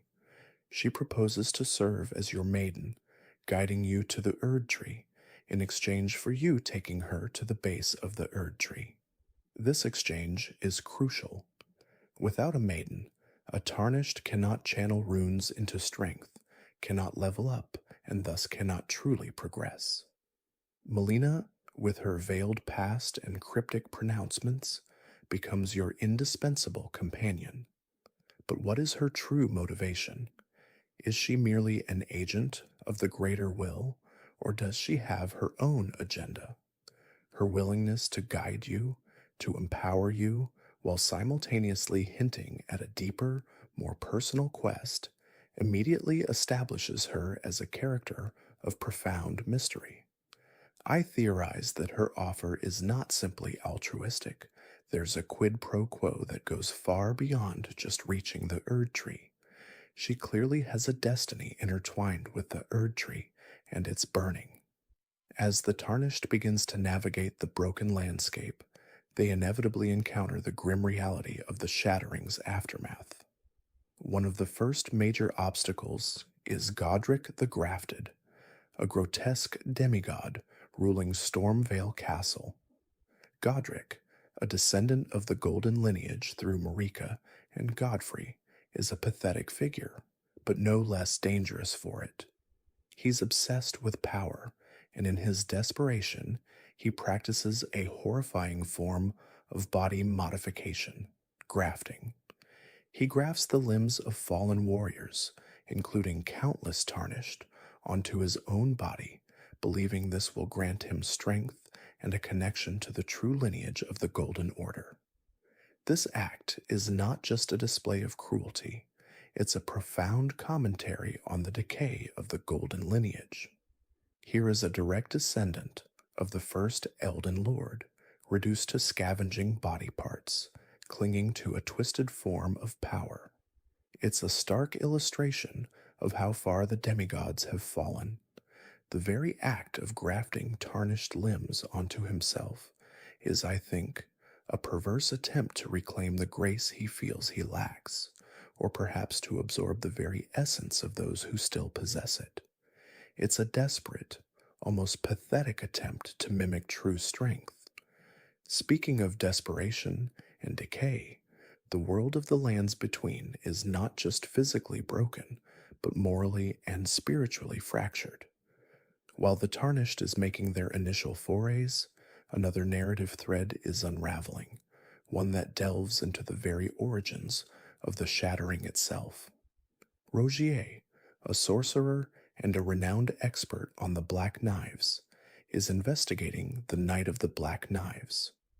This was the night when Godwyn the Golden, Marika's beloved son, was murdered, his soul slain but his body left undead, a pivotal event that directly led to the shattering.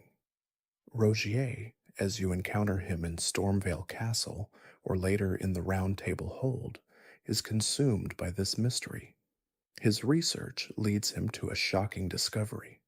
The Night of the Black Knives was orchestrated, or at least facilitated, by Ronnie the Witch. More specifically, he uncovers evidence linking the assassination to a stolen fragment of death, a piece of the rune of death that somehow fell into the hands of the Black Knife assassins.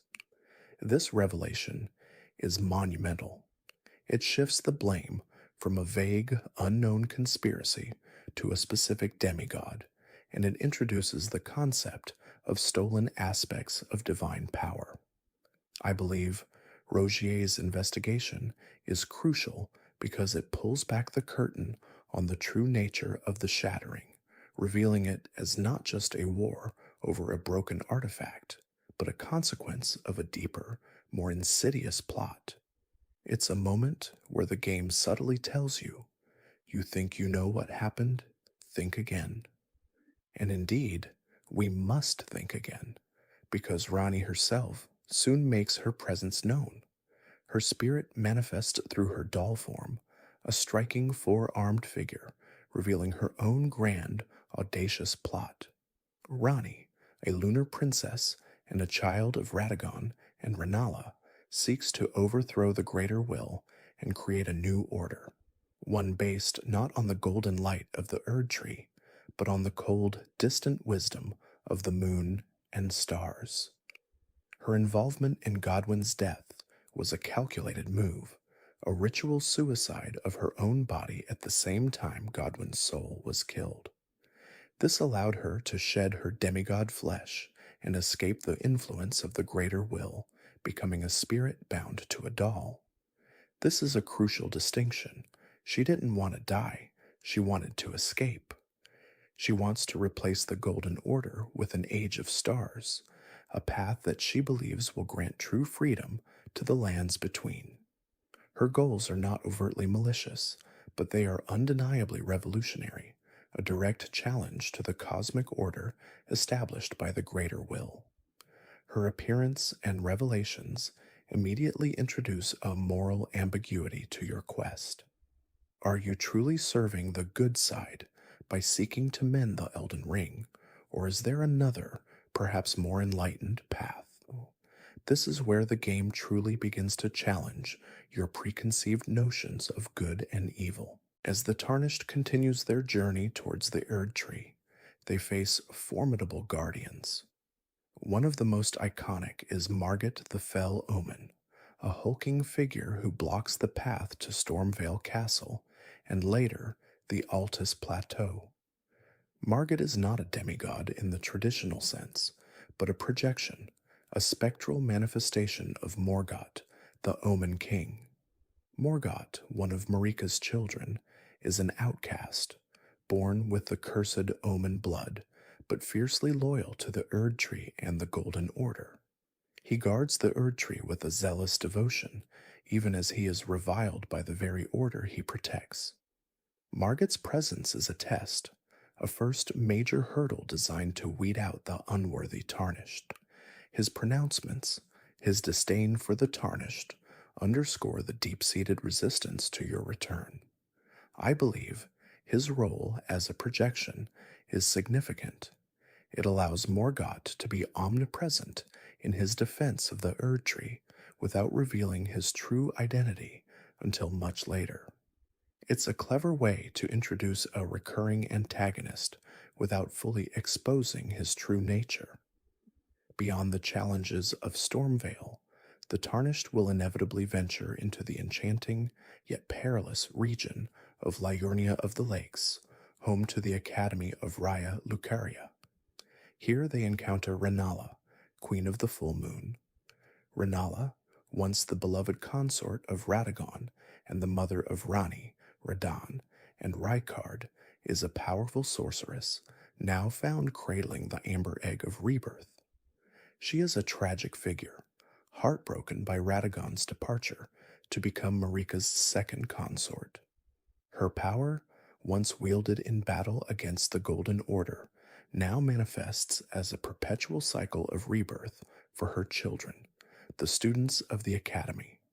The amber egg, a source of endless rebirth, symbolizes both her enduring power and her profound grief. She doesn't actively oppose the tarnished in the same way other demigods do. Instead, she offers a unique challenge, one that forces the player to consider the nature of power, loss, and creation. I think her presence here is a poignant reminder of the personal cost of the shattering, not just the physical destruction, but the emotional devastation left in its wake. She represents a different kind of brokenness, a mother clinging to a fractured family. As we delve deeper into the demigod's stories, we encounter one of the most powerful and tragic figures, Radon, the Star Scourge. Found in the scarlet rotted wastes of Kaled, Radon is a colossal warrior, once a revered general, now driven mad by the scarlet rot. His immense power is such that he holds the very stars in stasis, preventing their movement and consequently halting Rani's destiny and the progression of celestial bodies. This is not a metaphor. Radon literally uses his gravitational magic to freeze the cosmos. His madness, a result of his battle with Millennia, Blade of Michaela, is a testament to the devastating power of the Scarlet Rot. His continued existence, even in this deranged state, has profound cosmic implications, directly impacting Rani's ability to achieve her Age of Stars.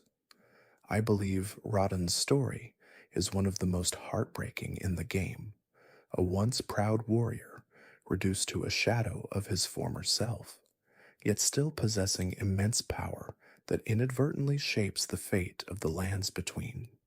His struggle against the rot, even in his madness, showcases an almost superhuman will. Accompanying Rani and deeply intertwined with her fate is Blad, her shadow-bound guardian. Bled is a loyal, honorable, and fiercely protective figure, a half-wolf warrior who serves Rani with unwavering devotion. However, his very existence is a cruel irony. Shadow-bound beasts like Bled are typically creations of the greater will, assigned to demigods as guardians, but also as failsafes. Should the demigod stray from the greater will's path, the shadow-bound beast is meant to turn against them, driven by an uncontrollable madness. Blad, despite his loyalty, struggles against this destined betrayal. His internal conflict is a powerful narrative thread, highlighting the insidious control the greater will exerts even over its own creations. He is a tragic figure, caught between his genuine affection for Rani and the cosmic programming that dictates his ultimate purpose. I theorize that his struggle is a profound exploration of free will versus predestination, a theme that permeates much of Elden Ring's lore. The climax of this particular chapter in the Age of the Tarnished comes with a monumental act. The Tarnished slays Radon. This isn't just another boss fight, it's an event of cosmic significance. By defeating Radon, the Tarnished frees the stars, allowing them to resume their celestial dance. This act is crucial for Rani's plot, as it unblocks the path for her destiny to progress, setting in motion a chain of events that will ultimately lead to a choice between different futures for the lands between. The death of Radon, while a victory for the Tarnished, is also a moment of profound sadness, marking the end of a once great hero and the release of a tortured soul. It underscores the idea that even in victory, there is often loss. The implications of this single act ripple across the entire cosmos, directly impacting the trajectory of the game's overarching narrative. What happens next, now that the stars are free to move? The answer, as you'll see, is even more complex and intriguing than you might imagine.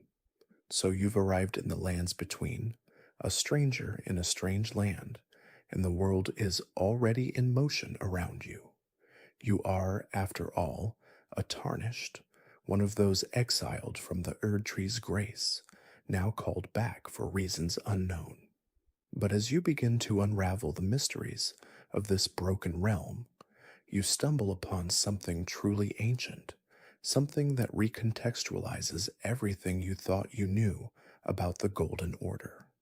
Beneath the familiar landscape of Limgrave, hidden away in the deep earth, lies Nokron, the Eternal City.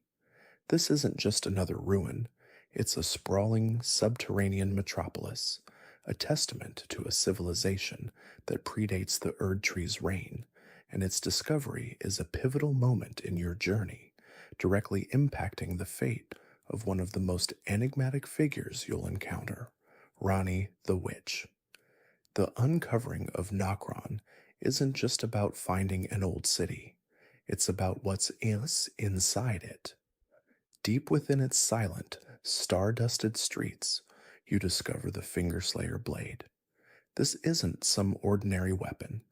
It's a relic of immense power, crafted specifically to defy the greater will and its emissaries, the Two Fingers.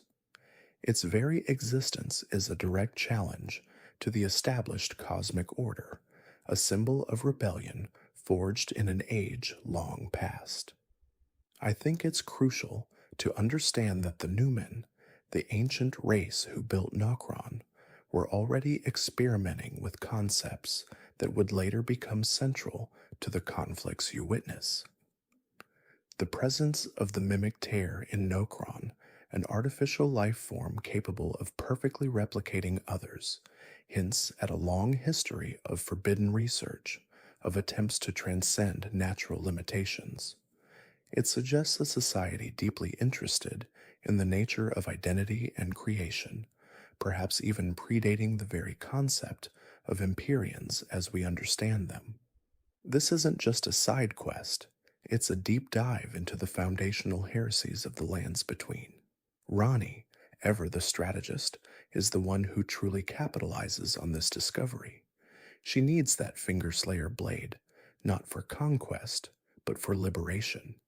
Her goal is radical, to sever her connection to the Two Fingers, those grotesque, tentacled emissaries of the greater will who dictate the fate of Empyreans. You, as the Tarnished, become her unwitting accomplice in this cosmic rebellion. Once the blade is in her possession, she makes her way to the divine tower of Lurnia, a towering structure that, like all divine towers, serves as a conduit for the power of the outer gods. There, in a ceremony shrouded in moonlight and defiance, she uses the Fingerslayer blade to slay her own Two Fingers. It's a moment of profound significance, a declaration of independence that sends ripples across the lands between. I believe this act isn't just about Rani's personal freedom. It's a symbolic strike against the very notion of preordained destiny, a challenge to the greater will's absolute authority. Of course, such a bold act doesn't go unnoticed. The greater will isn't one to simply cede control. Immediately following her act of defiance, a terrifying manifestation appears, the Baleful Shadow. This creature isn't just some random enemy. It's a direct agent of the Two Fingers, an enforcer sent to punish Rani for her transgression. It's a physical embodiment of the cosmic forces she's rebelling against, a spectral assassin designed to reclaim what it perceives as its property. But you, the Tarnished, stand in its way. Your victory over the Baleful Shadow isn't just a combat achievement. It's a crucial step in Rani's plan, solidifying your role as a key player in her grand design. It's a moment where your individual actions directly impact the fate of an Empyrean, demonstrating the unforeseen power of a mere Tarnished. With her immediate threat neutralized, Rani takes the next, irreversible step in her transformation. She discards her Empyrean flesh, leaving her lifeless body atop the divine tower, a chilling monument to her rejection of the Golden Order. This isn't a death in the traditional sense, but a shedding, a deliberate act of transfiguration. She flees in her doll form, the vessel she's inhabited for so long, now her true self. This act is central to her vision of the age of stars, a future where souls are free from the dictates of the greater will and the suffocating embrace of the Erd Tree. I theorize that this abandonment of her physical form is not just practical, but deeply symbolic, representing a complete break from the corporeal world and its imposed limitations. It's a potent visual, a discarded shell, signifying a new beginning. But Rani isn't the only one with grand ambitions and the desire to reshape the cosmic order. While you're busy aiding Rani, another powerful figure is working towards a very different, yet equally world altering goal: Fia, the deathbed companion. You encounter her in the Round Table Hold, a seemingly innocuous figure offering comforting embraces. But beneath her gentle demeanor lies a profound and dangerous agenda. Fia's objective is to restore Godwyn the Golden's soul, which was tragically severed from his body during the Night of Black Knives. She believes that true death, a death that encompasses both body and soul, is the only way to heal the lands between. Her methods, however, are anathema to the Golden Order. She practices a form of necromancy, drawing life from others to fuel her quest, and ultimately she seeks to create the mending rune of death. This rune, if successfully forged, would introduce a new order, one where true death returns to the world, breaking the cycle of undeath and eternal life that plagues the lands between. It's a vision of mercy, perhaps, but one built upon practices deemed heretical. Fia's ambitions, naturally, put her on a collision course with those who uphold the Golden Order, particularly Dee, Hunter of the Dead. Dee is a staunch defender of the Golden Order's tenets, a zealous warrior dedicated to eradicating any form of undeath or necromancy. He sees Fia's actions as an abomination, a direct threat to the natural order as decreed by the Erd Tree. Their conflict is inevitable, a clash of ideologies that culminates in tragedy. Dee's unwavering commitment to his cause leads him to confront Fia, but in the end, it is he who falls. Fia, in her relentless pursuit of Godwyn's restoration, murders Dee, leaving his armor and his brother to mourn. This act solidifies Fia's status as a dangerous, albeit driven agent of change.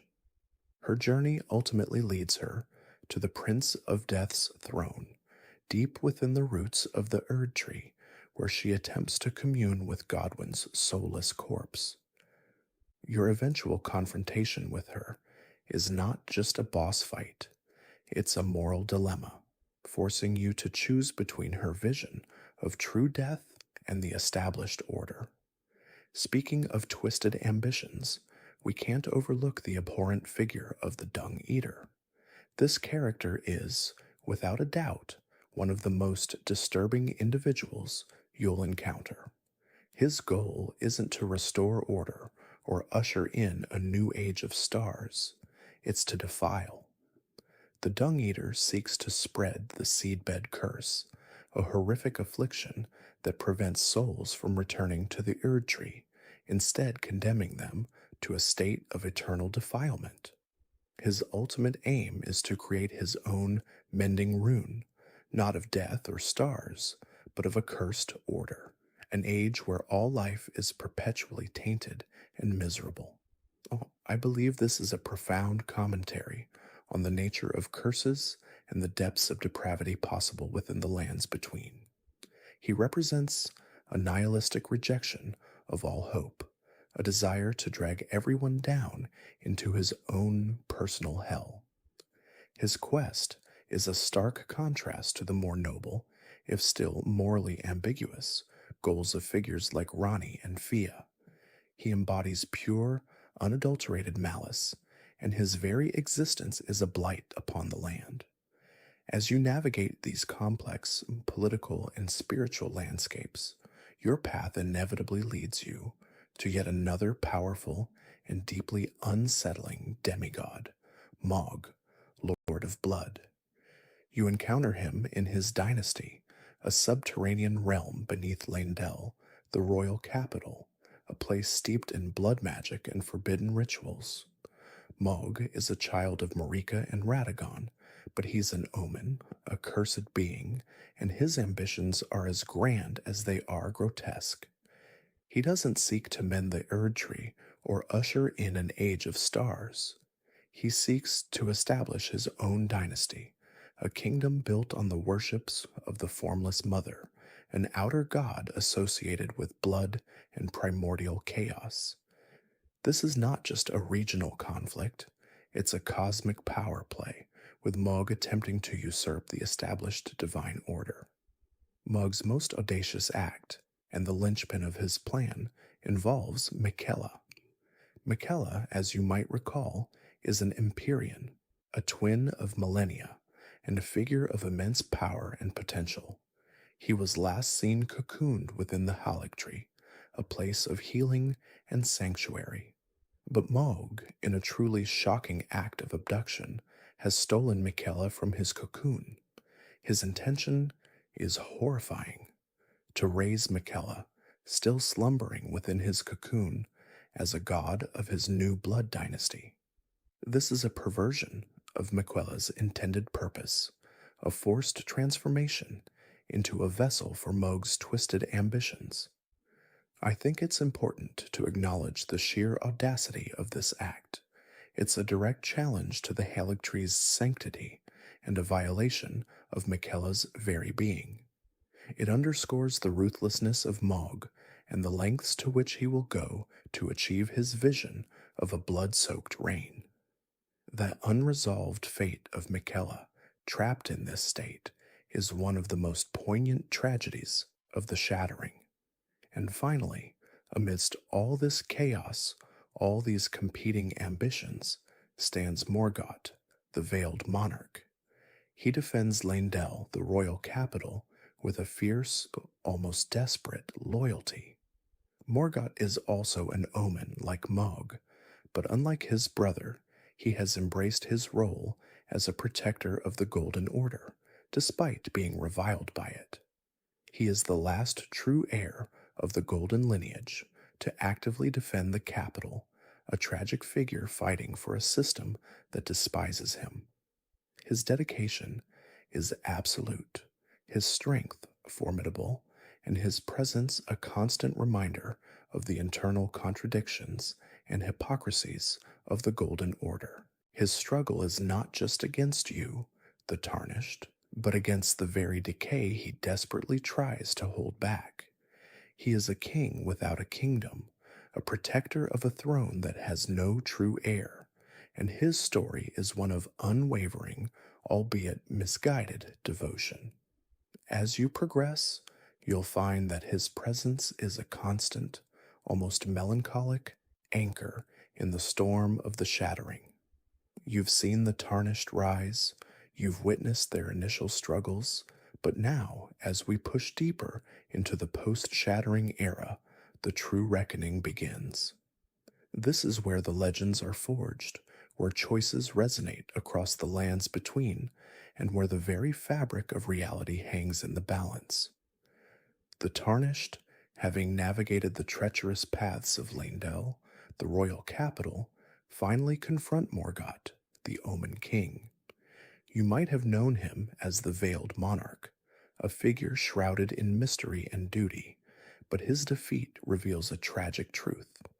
Morgott, despite being an omen, one of the cursed progeny of Marika and Godfrey, those born with horns and scales, those cast aside and shunned, remained fiercely loyal to the Erd Tree. He defended it with every fiber of his being, a silent, suffering guardian. His true form, exposed in defeat, is a poignant testament to his unwavering, yet ultimately futile devotion. I think it's incredibly powerful This idea that the most loyal defender was also the most reviled, a stark paradox at the heart of the Golden Order. This revelation isn't just a character beat, it's a crack in the foundation of the Erd Tree's supposed divine justice. It makes you question everything you thought you knew about who deserves grace and who truly serves the greater good. With Morgott vanquished, the path to the Erd Tree should be clear, yet a formidable barrier remains: the thorns. It's here that Melina, your enigmatic companion, reveals a deeper, more profound connection to the Erd Tree than you might have ever suspected. She confesses her identity as a kindling maiden, a vessel destined to ignite the Erd Tree, to burn away the thorns that bar your way. This isn't a task she relishes, but one she accepts as her fate, a duty imposed upon her by a higher power, possibly even the greater will itself, or perhaps a more ancient, forgotten pact. I theorize that her very existence is tied to this singular, destructive purpose, a living key to a lock that no one else can turn. Her sacrifice isn't just a plot point, it's a moment of profound, tragic selflessness, a decision that weighs heavily on the very soul of the lands between. It's a choice that forces you, the player, to confront the cost of ambition, the price of becoming Elden Lord. The journey then takes you to the towering peaks of the mountaintops of the giants, to the desolate, windswept landscape of the Forge of the Giants. This ancient, colossal crucible is where the very giants themselves were once forged, and where their last remaining elder, the fire giant, guards the sacred flame. Upon defeating this gargantuan foe, the forge lies open. It is here, at the precipice of this fiery abyss, that Melina makes her ultimate sacrifice.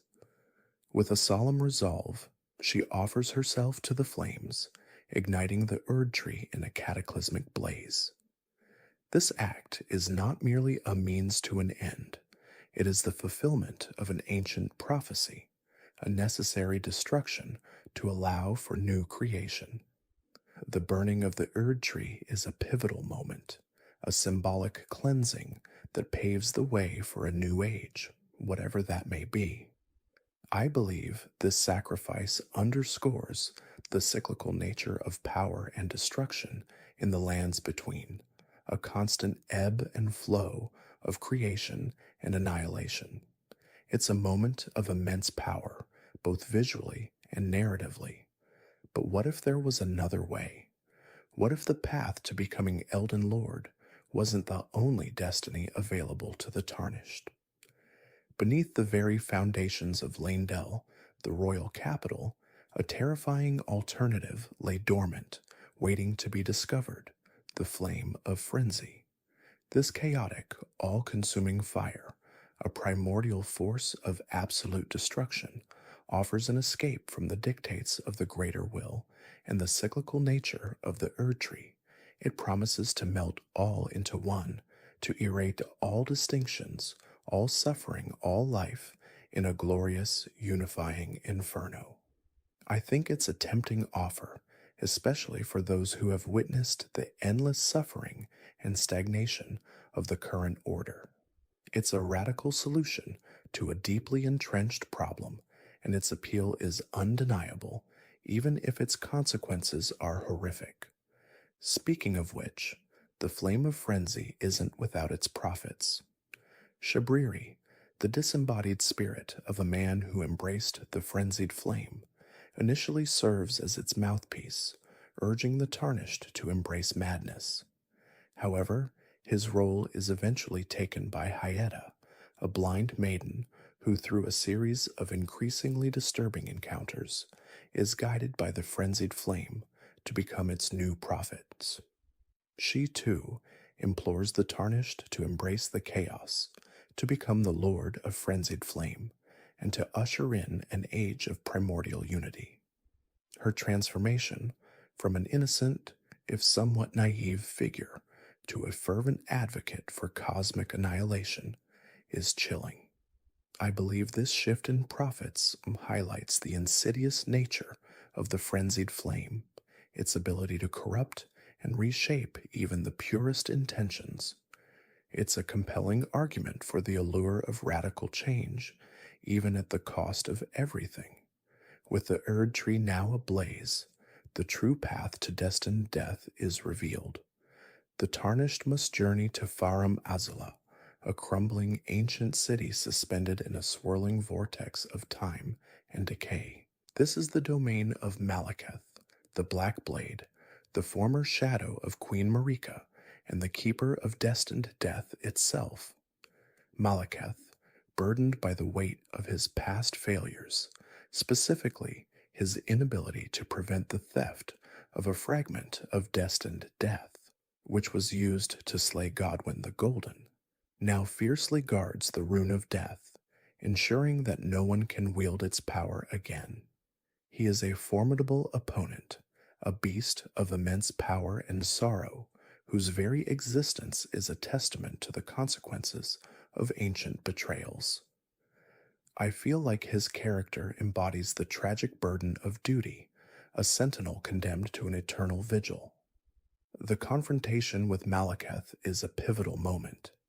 His defeat unleashes destined death, a primordial force that had been sealed away for millennia. This isn't just a victory, it's a cosmic event. With destined death unbound, the Erd tree can now truly burn, its immortal essence finally susceptible to destruction. This act is a necessary precursor to forging a new order, a cleansing fire that purges the old to make way for the new. I theorize that the sealing of destined death was the primary mechanism by which Marika maintained her golden order, preventing the natural cycle of life and death from continuing. Its release signifies the unraveling of her carefully constructed reality. As the Erd tree burns, a figure from the distant past reemerges, drawn by the scent of power and the promise of a shattered throne. Godfrey, the first Elden Lord, returns, not as the noble warrior you might remember from ancient tales, but as Huara Lu, warrior, his true barbaric self. Stripped of his grace and exiled by Marika, Godfrey returns to reclaim his title, to prove his strength, and to challenge the tarnished for the right to rule. His return is a test of your resolve, a confrontation with the very first Elden Lord, a figure of immense power and legendary status. He is a force of nature, a raw, untamed warrior who embodies the brutal ambition of a bygone era. His defeat is not just a personal victory for the tarnished, it's a symbolic overthrow of the old order, a definitive statement that a new age is dawning. But the trials are far from over. With Godfrey defeated, the tarnished finally breach the burning Erd tree, only to face its ultimate defender, Radagon of the Golden Order. Radagon, the second husband of Marika and a powerful demigod in his own right, emerges as the final bulwark against the tarnished's ascent. He wields the shattered Elden Ring, its fragments now reassembled, though still broken. His identity as Marika's other half, a secret carefully guarded for centuries, adds another layer of complexity to this confrontation. He is a manifestation of the Golden Order's will, a fierce protector of its fading glory. I think this duality of Marika and Radagon is one of the most fascinating aspects of the lore, suggesting a profound internal conflict within the very deity of the lands between. It makes you wonder if Marika herself was struggling against the dictates of the greater will. And then, the final reveal, the true form of the Elden Ring itself, the Elden Beast. This cosmic entity, a vassal of the greater will, manifests as a colossal, ethereal creature, a living embodiment of the divine power that governs the lands between. The Elden Beast is not merely a guardian, it is the Elden Ring, a physical manifestation of the greater will's influence, its laws, and its order. This fight is not against a demigod or a warrior. It is a battle against the very concept of the Golden Order, against the cosmic force that has shaped this world for millennia. I believe this final confrontation elevates the entire narrative from a personal quest to a cosmic struggle, a clash between free will and divine decree. It's a moment that forces you to confront the true scale of the forces at play in the lands between. The defeat of the Elden Beast marks the end of an era. The age of the Erd Tree, the reign of the Golden Order, is finally brought to a close. With the greater will's primary enforcer vanquished, the path is clear for the Tarnished to choose a new order, to mend the Elden Ring in their own image, or to usher in something entirely different. This isn't just about becoming Elden Lord, it's about shaping the future of the lands between, about choosing what comes next. The power is now truly in your hands, a culmination of a long and arduous journey. What will you choose? That, my friends, is a story for another time. You think you know defiance, don't you? You think you understand what it means to truly push back against an established order. But what if I told you that long before any Tarnished ever set foot in the lands between, an entire civilization dared to spit in the face of the divine, not with swords and sorcery, but with an audacious act of creation? This isn't just about a forgotten city. It's about a fundamental challenge to the very fabric of reality, a desperate gamble that reshaped the underground world and left scars visible even now. We're diving deep, literally, into the underground era to uncover the secrets of the eternal cities, a tale of ambition, catastrophe, and the birth of some of Elden Ring's most enigmatic creations. As the Golden Order tightened its grip on the surface world, basking in the glow of the Erd Tree, a different kind of civilization began to flourish far beneath the earth. This was the Underground Era, a period when the eternal cities of Nokron and Nokstella, vibrant and defiant, emerged from the shadows. I think it's crucial to understand that their rise wasn't accidental. It was a deliberate act of rebellion. They weren't just content to exist. They sought true independence, a life unburdened by the Erd Tree's omnipresent light and the greater will's suffocating influence. Imagine a world where the sun never shines, where the sky is an eternal canvas of glittering stars, and you begin to grasp the environment that shaped these people, the Nox. They were a people defined by the night, by the celestial dance above, and by a profound rejection of the golden dogma that dominated the surface. The Nox, the inhabitants of these subterranean metropolises, turned their gaze upward, not to the Erd Tree, but to the cosmos. They began to worship the stars and the night sky, finding solace and power in its boundless expanse. This wasn't just a change in spiritual allegiance, it was a philosophical declaration. By embracing the stars, they were actively rejecting the Erd Tree's light, which to them represented a form of oppressive control, a singular, dominant truth that stifled other forms of existence. I theorize that this star worship was more than just reverence.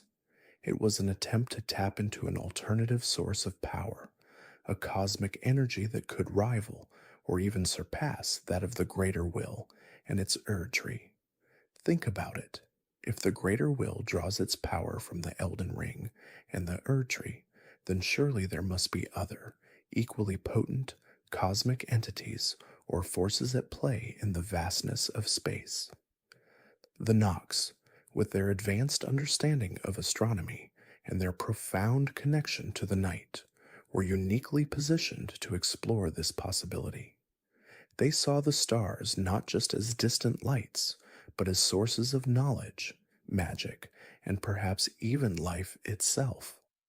This deep seated belief in the power of the night sky would become the driving force behind their most ambitious and ultimately most tragic endeavor. Driven by this fervent star worship and their desire for true autonomy, the Nox embarked on a project of unimaginable scope and peril. They attempted to create a Lord of Night. This wasn't merely a figurehead, it was intended to be a being of immense power, a rival to the Elden Lord himself, capable of challenging the very authority of the greater will.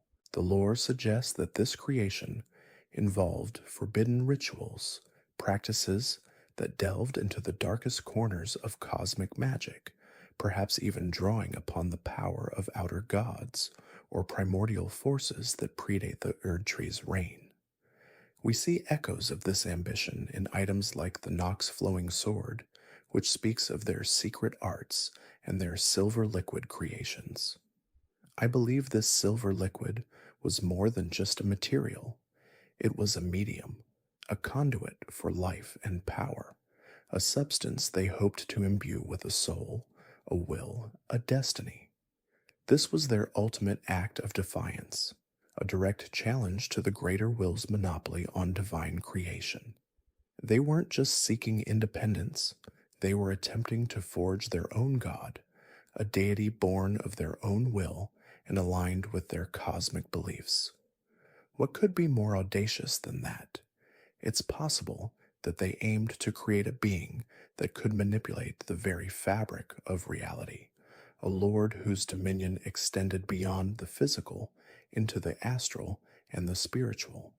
This wasn't just about winning a war, it was about rewriting the rules of existence. But as is often the case with such grand ambitions, the creation of the Lord of Night failed, and it failed catastrophically. The consequences for the eternal cities were devastating, a cataclysm that would forever alter their trajectory. While the precise details of this failure are shrouded in mystery, I theorize that the rituals went awry, perhaps unleashing energies they could not control, or inadvertently summoning something far more terrible than they intended. The lore is tantalizingly vague here, but the sheer scale of the destruction implies a force of unimaginable power. It wasn't just a minor setback, it was an existential blow. This isn't just speculation either, when you consider the state of Nokron and Noxtella when we encounter them. They are ruins, albeit magnificent ones, hinting at a past glory that was violently interrupted.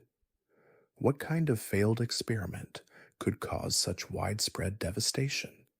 Was it an explosion of uncontrolled stellar energy? A rift torn in the fabric of reality?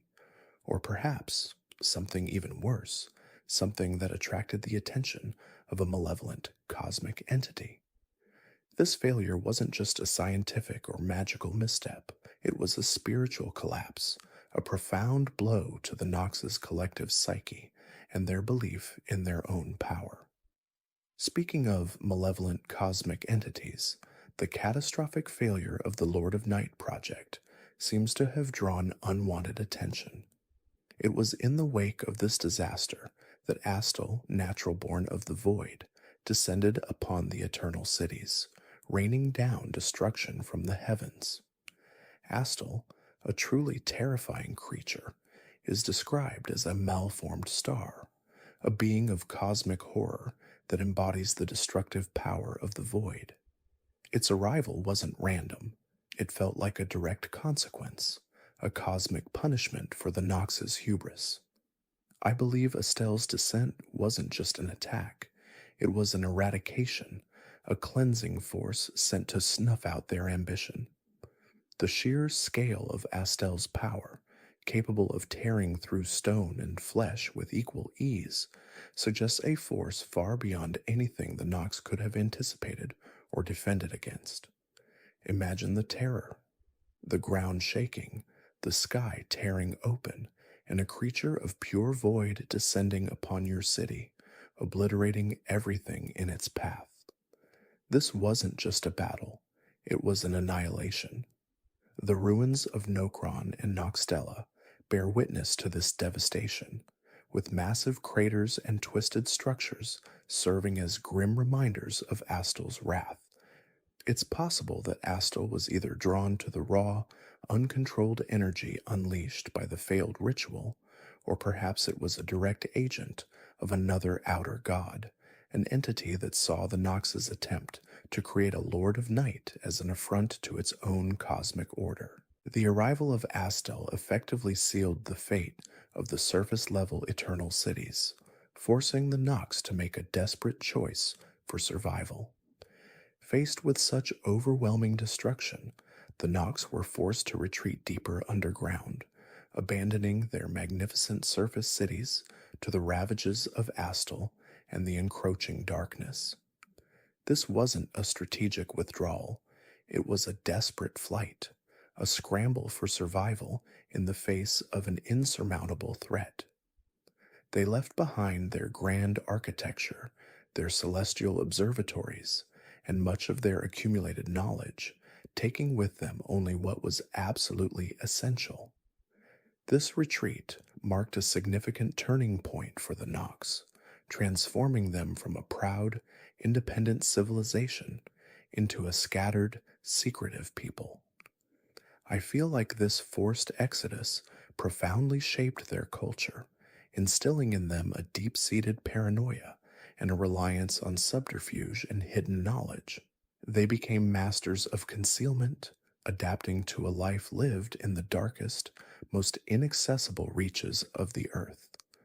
This isn't just about moving locations, it's about a fundamental shift in their way of life, a transition from open defiance to covert resistance. They were no longer building towering cities. They were carving out hidden enclaves, preserving their heritage in secret. It was during this period of forced retreat and clandestine existence that the Mimic Tier was created by the Nox. This wasn't just some magical construct, it was a tool born of desperation, a testament to their ingenuity and their newfound need for survival and subterfuge in their new underground existence. The Mimic Tear, as we encounter it, is a creature of silver liquid, capable of shape-shifting and perfectly mimicking any form it encounters, including the Tarnished. I believe its creation was a direct response to their precarious situation. Imagine needing to infiltrate enemy territory without being detected or requiring a loyal, expendable soldier that could adapt to any situation. The Mimic Tier fit that bill perfectly. It's a marvel of their secret arts, a blend of magic and what almost seems like biological engineering. This wasn't just about making a copy, it was about creating a perfect double, a doppelganger that could fool even the most perceptive foe. The lore often refers to the Mimic Tier as a living silver, suggesting a fluidity and adaptability that goes beyond mere illusion. It's a fascinating example of how adversity can drive innovation, pushing a civilization to create something truly unique and powerful. The Mimic Tier's true purpose, however, remains shrouded in mystery, with some suggesting it was meant to replace key figures.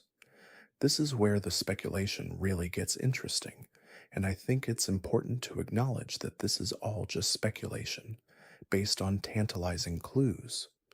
Was it designed to replace fallen leaders, maintaining a facade of continuity in a time of chaos? Or perhaps, was it intended to infiltrate the Golden Order, replacing important individuals with loyal Nox agents, subtly undermining their power from within?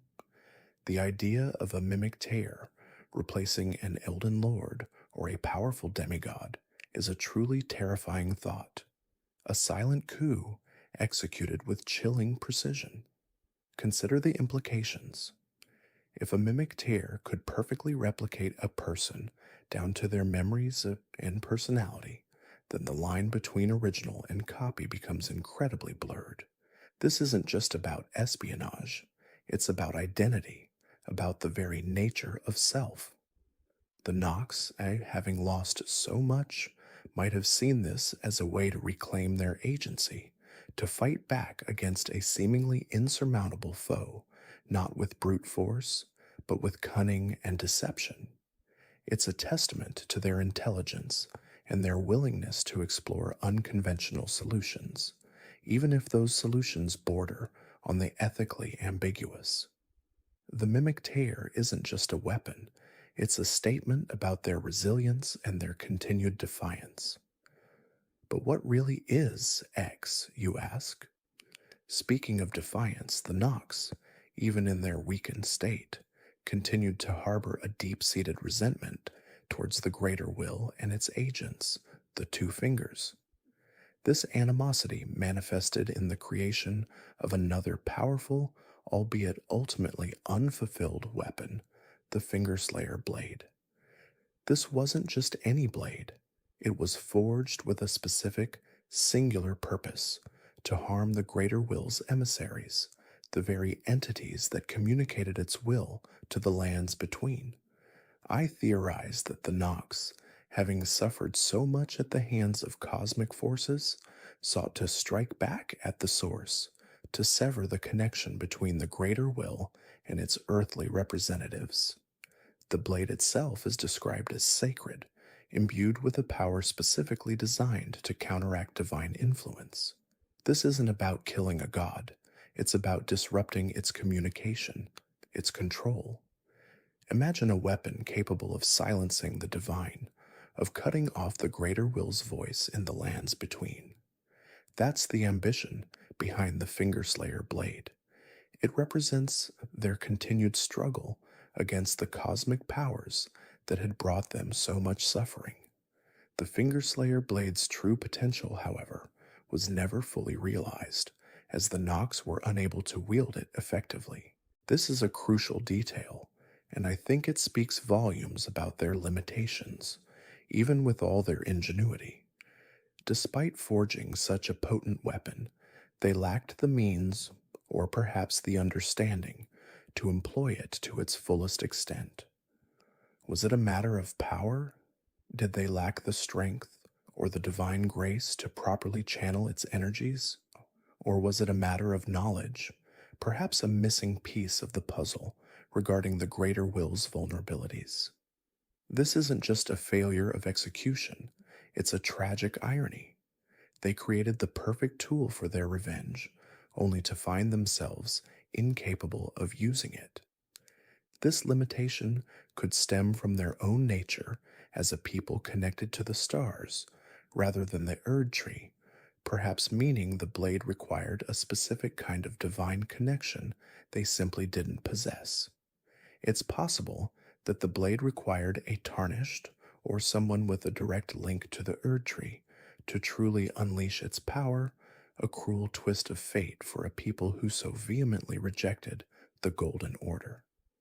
Their inability to wield it effectively means the blade remained a symbol of their unfulfilled ambition, a silent testament to their continued struggle against overwhelming odds.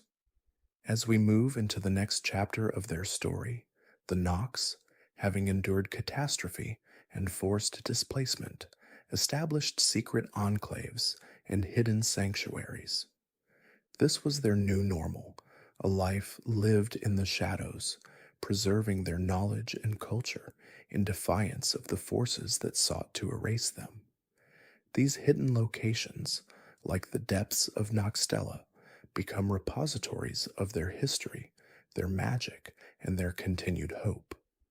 They weren't just hiding, they were actively preserving, ensuring that their unique understanding of the cosmos and their advanced secret arts would not be lost to time. This isn't just about survival, it's about cultural resilience, about the determination to maintain one's identity in the face of overwhelming pressure. They became guardians of forgotten truths, keepers of cosmic secrets, waiting for an opportunity to re-emerge and challenge the established order once more. What secrets, I wonder, do these hidden enclaves still hold? And how might their preserved knowledge eventually come to bear on the fate of the lands between? The story of the eternal cities is far from over, and their hidden influence continues to ripple through the history of Elden Ring, setting the stage for future conflicts and discoveries. Now, picking up where we left off in the underground era, the Eternal Cities, once vibrant hubs of innovation and a testament to the Nox's ingenuity, began their slow, tragic transformation. They became, in essence, a labyrinth of ancient ruins and forgotten secrets, their grand architecture crumbling into a testament of past glories. You wander through these spaces in Elden Ring, don't you? And you feel that oppressive weight of history, that sense of something immense having been lost. It's not just broken stone, it's a broken dream. These aren't just empty halls either. They are guarded by powerful creatures, remnants of the Nox's own experiments, or perhaps even the very forces that contributed to their downfall. Think of the monstrous lesser kindred of Rot, the endlessly regenerating ancestral followers, or even the chillingly mechanical golems. Each encounter is a stark reminder that these aren't merely historical sites. They are still active, dangerous ecosystems, still holding their breath, waiting. Speaking of their ingenuity, the Nox's connection to the stars was not merely a philosophical one, it was deeply practical. This profound understanding of the cosmos led directly to the creation of celestial sorceries, a school of magic utterly unique to their civilization. We see echoes of this in the game, in the glintstone sorceries, but the Nox's version was something else entirely. I theorize that their stargazing wasn't just about observation, it was about manipulation, about drawing power directly from the void between worlds, from the very fabric of the universe. This wasn't merely academic study, it was an active pursuit of power, a way to bend reality to their will. Imagine what they could have achieved if left unchecked.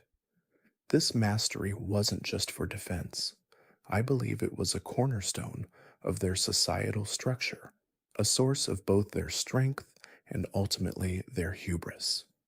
And that hubris, that defiance, did not go unnoticed. The Nox's attempts to forge their own destiny, to create their own god, directly attracted the attention of the greater will.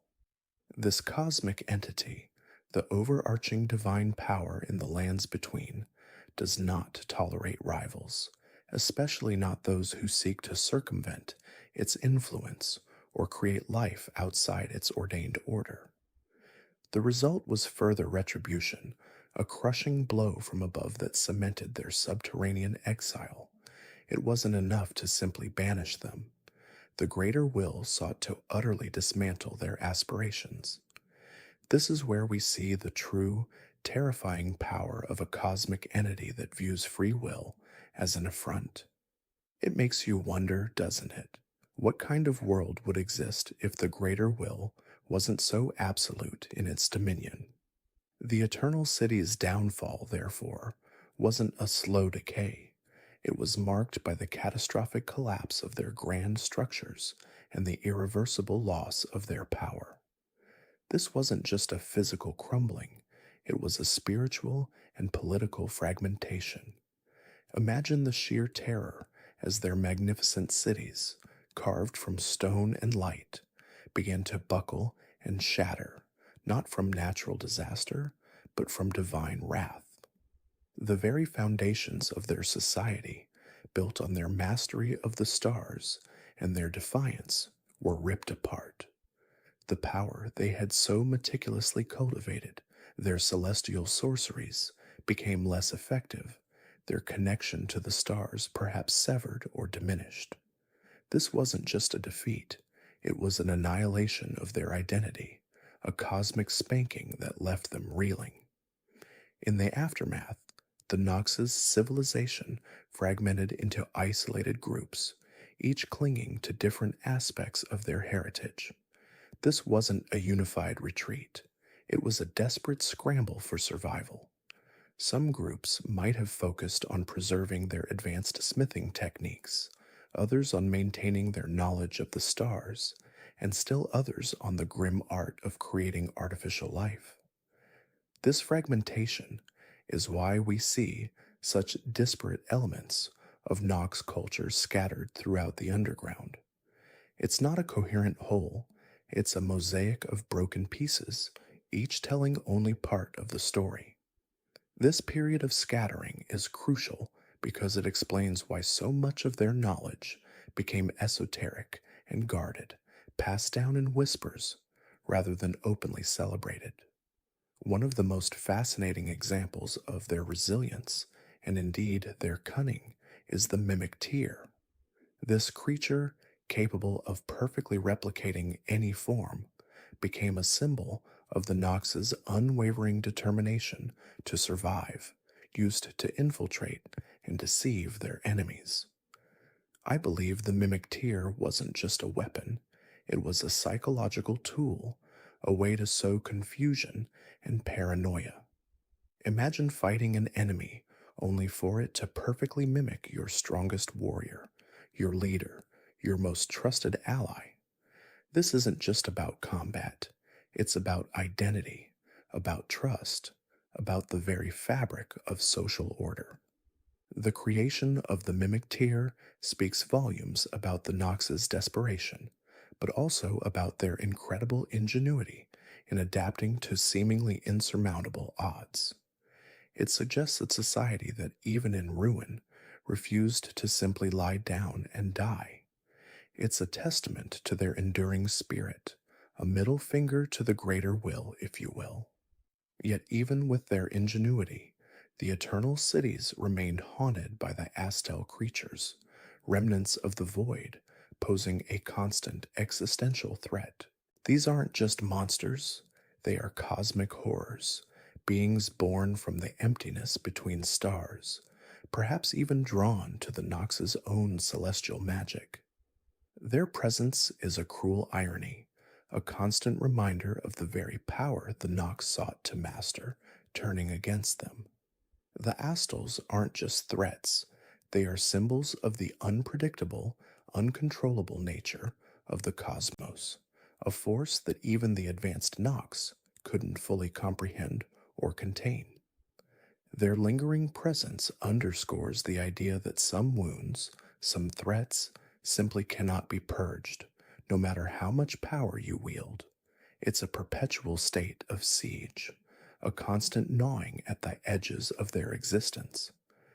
Despite their resilience, the Nox's attempts to reclaim their former glory were repeatedly thwarted by a combination of internal strife and external pressures. It wasn't enough that they faced cosmic retribution, they also faced the very human, or Noxic in this case, failings of division and disagreement. Imagine the arguments, the factions, the differing philosophies on how to best survive or even thrive again. Should they focus on rebuilding their cities?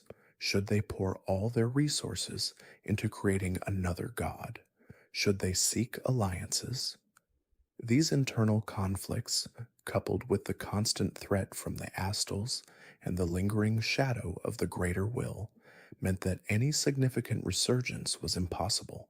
This paints a picture of a people trapped, not just by external forces, but by their own fractured identity. Amidst this chaos and struggle, one artifact became paramount: the Fingerslayer blade. This weapon, specifically designed to harm or even kill the two fingers, the direct conduits of the greater will, was hidden away, its location known only to a select few among the Nox. This isn't just a weapon, it's a symbol of ultimate defiance, a last desperate hope for true liberation. The secrecy surrounding it speaks to its immense power and the danger it represented. If the Greater Will knew of its existence and location, I believe the retribution would have been even more severe. This blade represents the Nox's ultimate ambition to not just survive, but to dismantle the very system that oppressed them. It's a loaded gun, carefully concealed, waiting for its moment. Ultimately, the Nox's knowledge of the stars and the cosmos, once their greatest strength, became a source of both immense power and profound danger. It was a double-edged sword, granting them unparalleled insights and abilities, but also attracting the attention of cosmic entities and unleashing forces they could barely control. Their pursuit of forbidden knowledge, their willingness to peer into the abyss, came at a terrible cost. This isn't just about magic, it's about the fundamental human desire for understanding and control, and the often catastrophic consequences of pushing those boundaries too far. It's a cautionary tale, really, about the price of ambition when confronted by powers far beyond your comprehension. And so, even in their ruined state, the eternal cities became a place of pilgrimage for those seeking forbidden knowledge. The shattered remnants of Nox civilization, with their strange creatures, unique magic, and hidden artifacts, drew scholars, sorcerers, and madmen alike. It's a testament to the enduring allure of the unknown, the irresistible pull of secrets that were never meant to be discovered. These ruins aren't just historical sites, they are living libraries of forbidden lore, still whispering their secrets to those brave or foolish enough to listen. This pilgrimage aspect is vital because it shows how the Nox's legacy continued to influence the lands between, even as their direct power waned. It sets the stage for future interactions, for the rediscovery of their lost arts, and for the possibility of their eventual resurgence, however unlikely it may seem. As we transition into what happens next, consider the long shadow these underground cities cast upon the surface world. And so, as we delve deeper into the underground era, particularly the hidden depths where the eternal cities truly thrived, we confront one of their most enduring enigmas, the fate of the Nox themselves. I mean, you've seen the ruins, right? They're everywhere. But where are the people who built them? It's a question that gnaws at me, and I think it should gnaw at you too. While we explore the remnants of their civilization, a pervasive theory suggests that the Nox, or at least some remnants of their lineage, might still exist in the deepest, most inaccessible parts of the underground. This isn't just wishful thinking, it's a testament to their incredible resilience and their mastery of subterranean environments.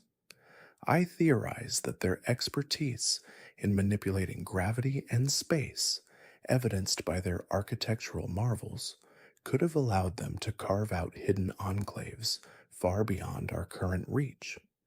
Imagine entire cities, perhaps smaller outposts, tucked away in pockets of reality or even in extra-dimensional spaces, accessible only through their unique sorceries.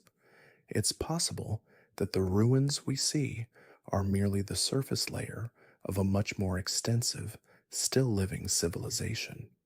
This idea isn't just romantic, it fundamentally changes how we view their downfall. Was it truly an end, or merely a strategic retreat into deeper shadows? Speaking of shadows and things that emerge from them, let's talk about the mimic tier. Its origins are a narrative black hole, lost to the mists of time, shrouded in conflicting theories about its creation and its ultimate purpose.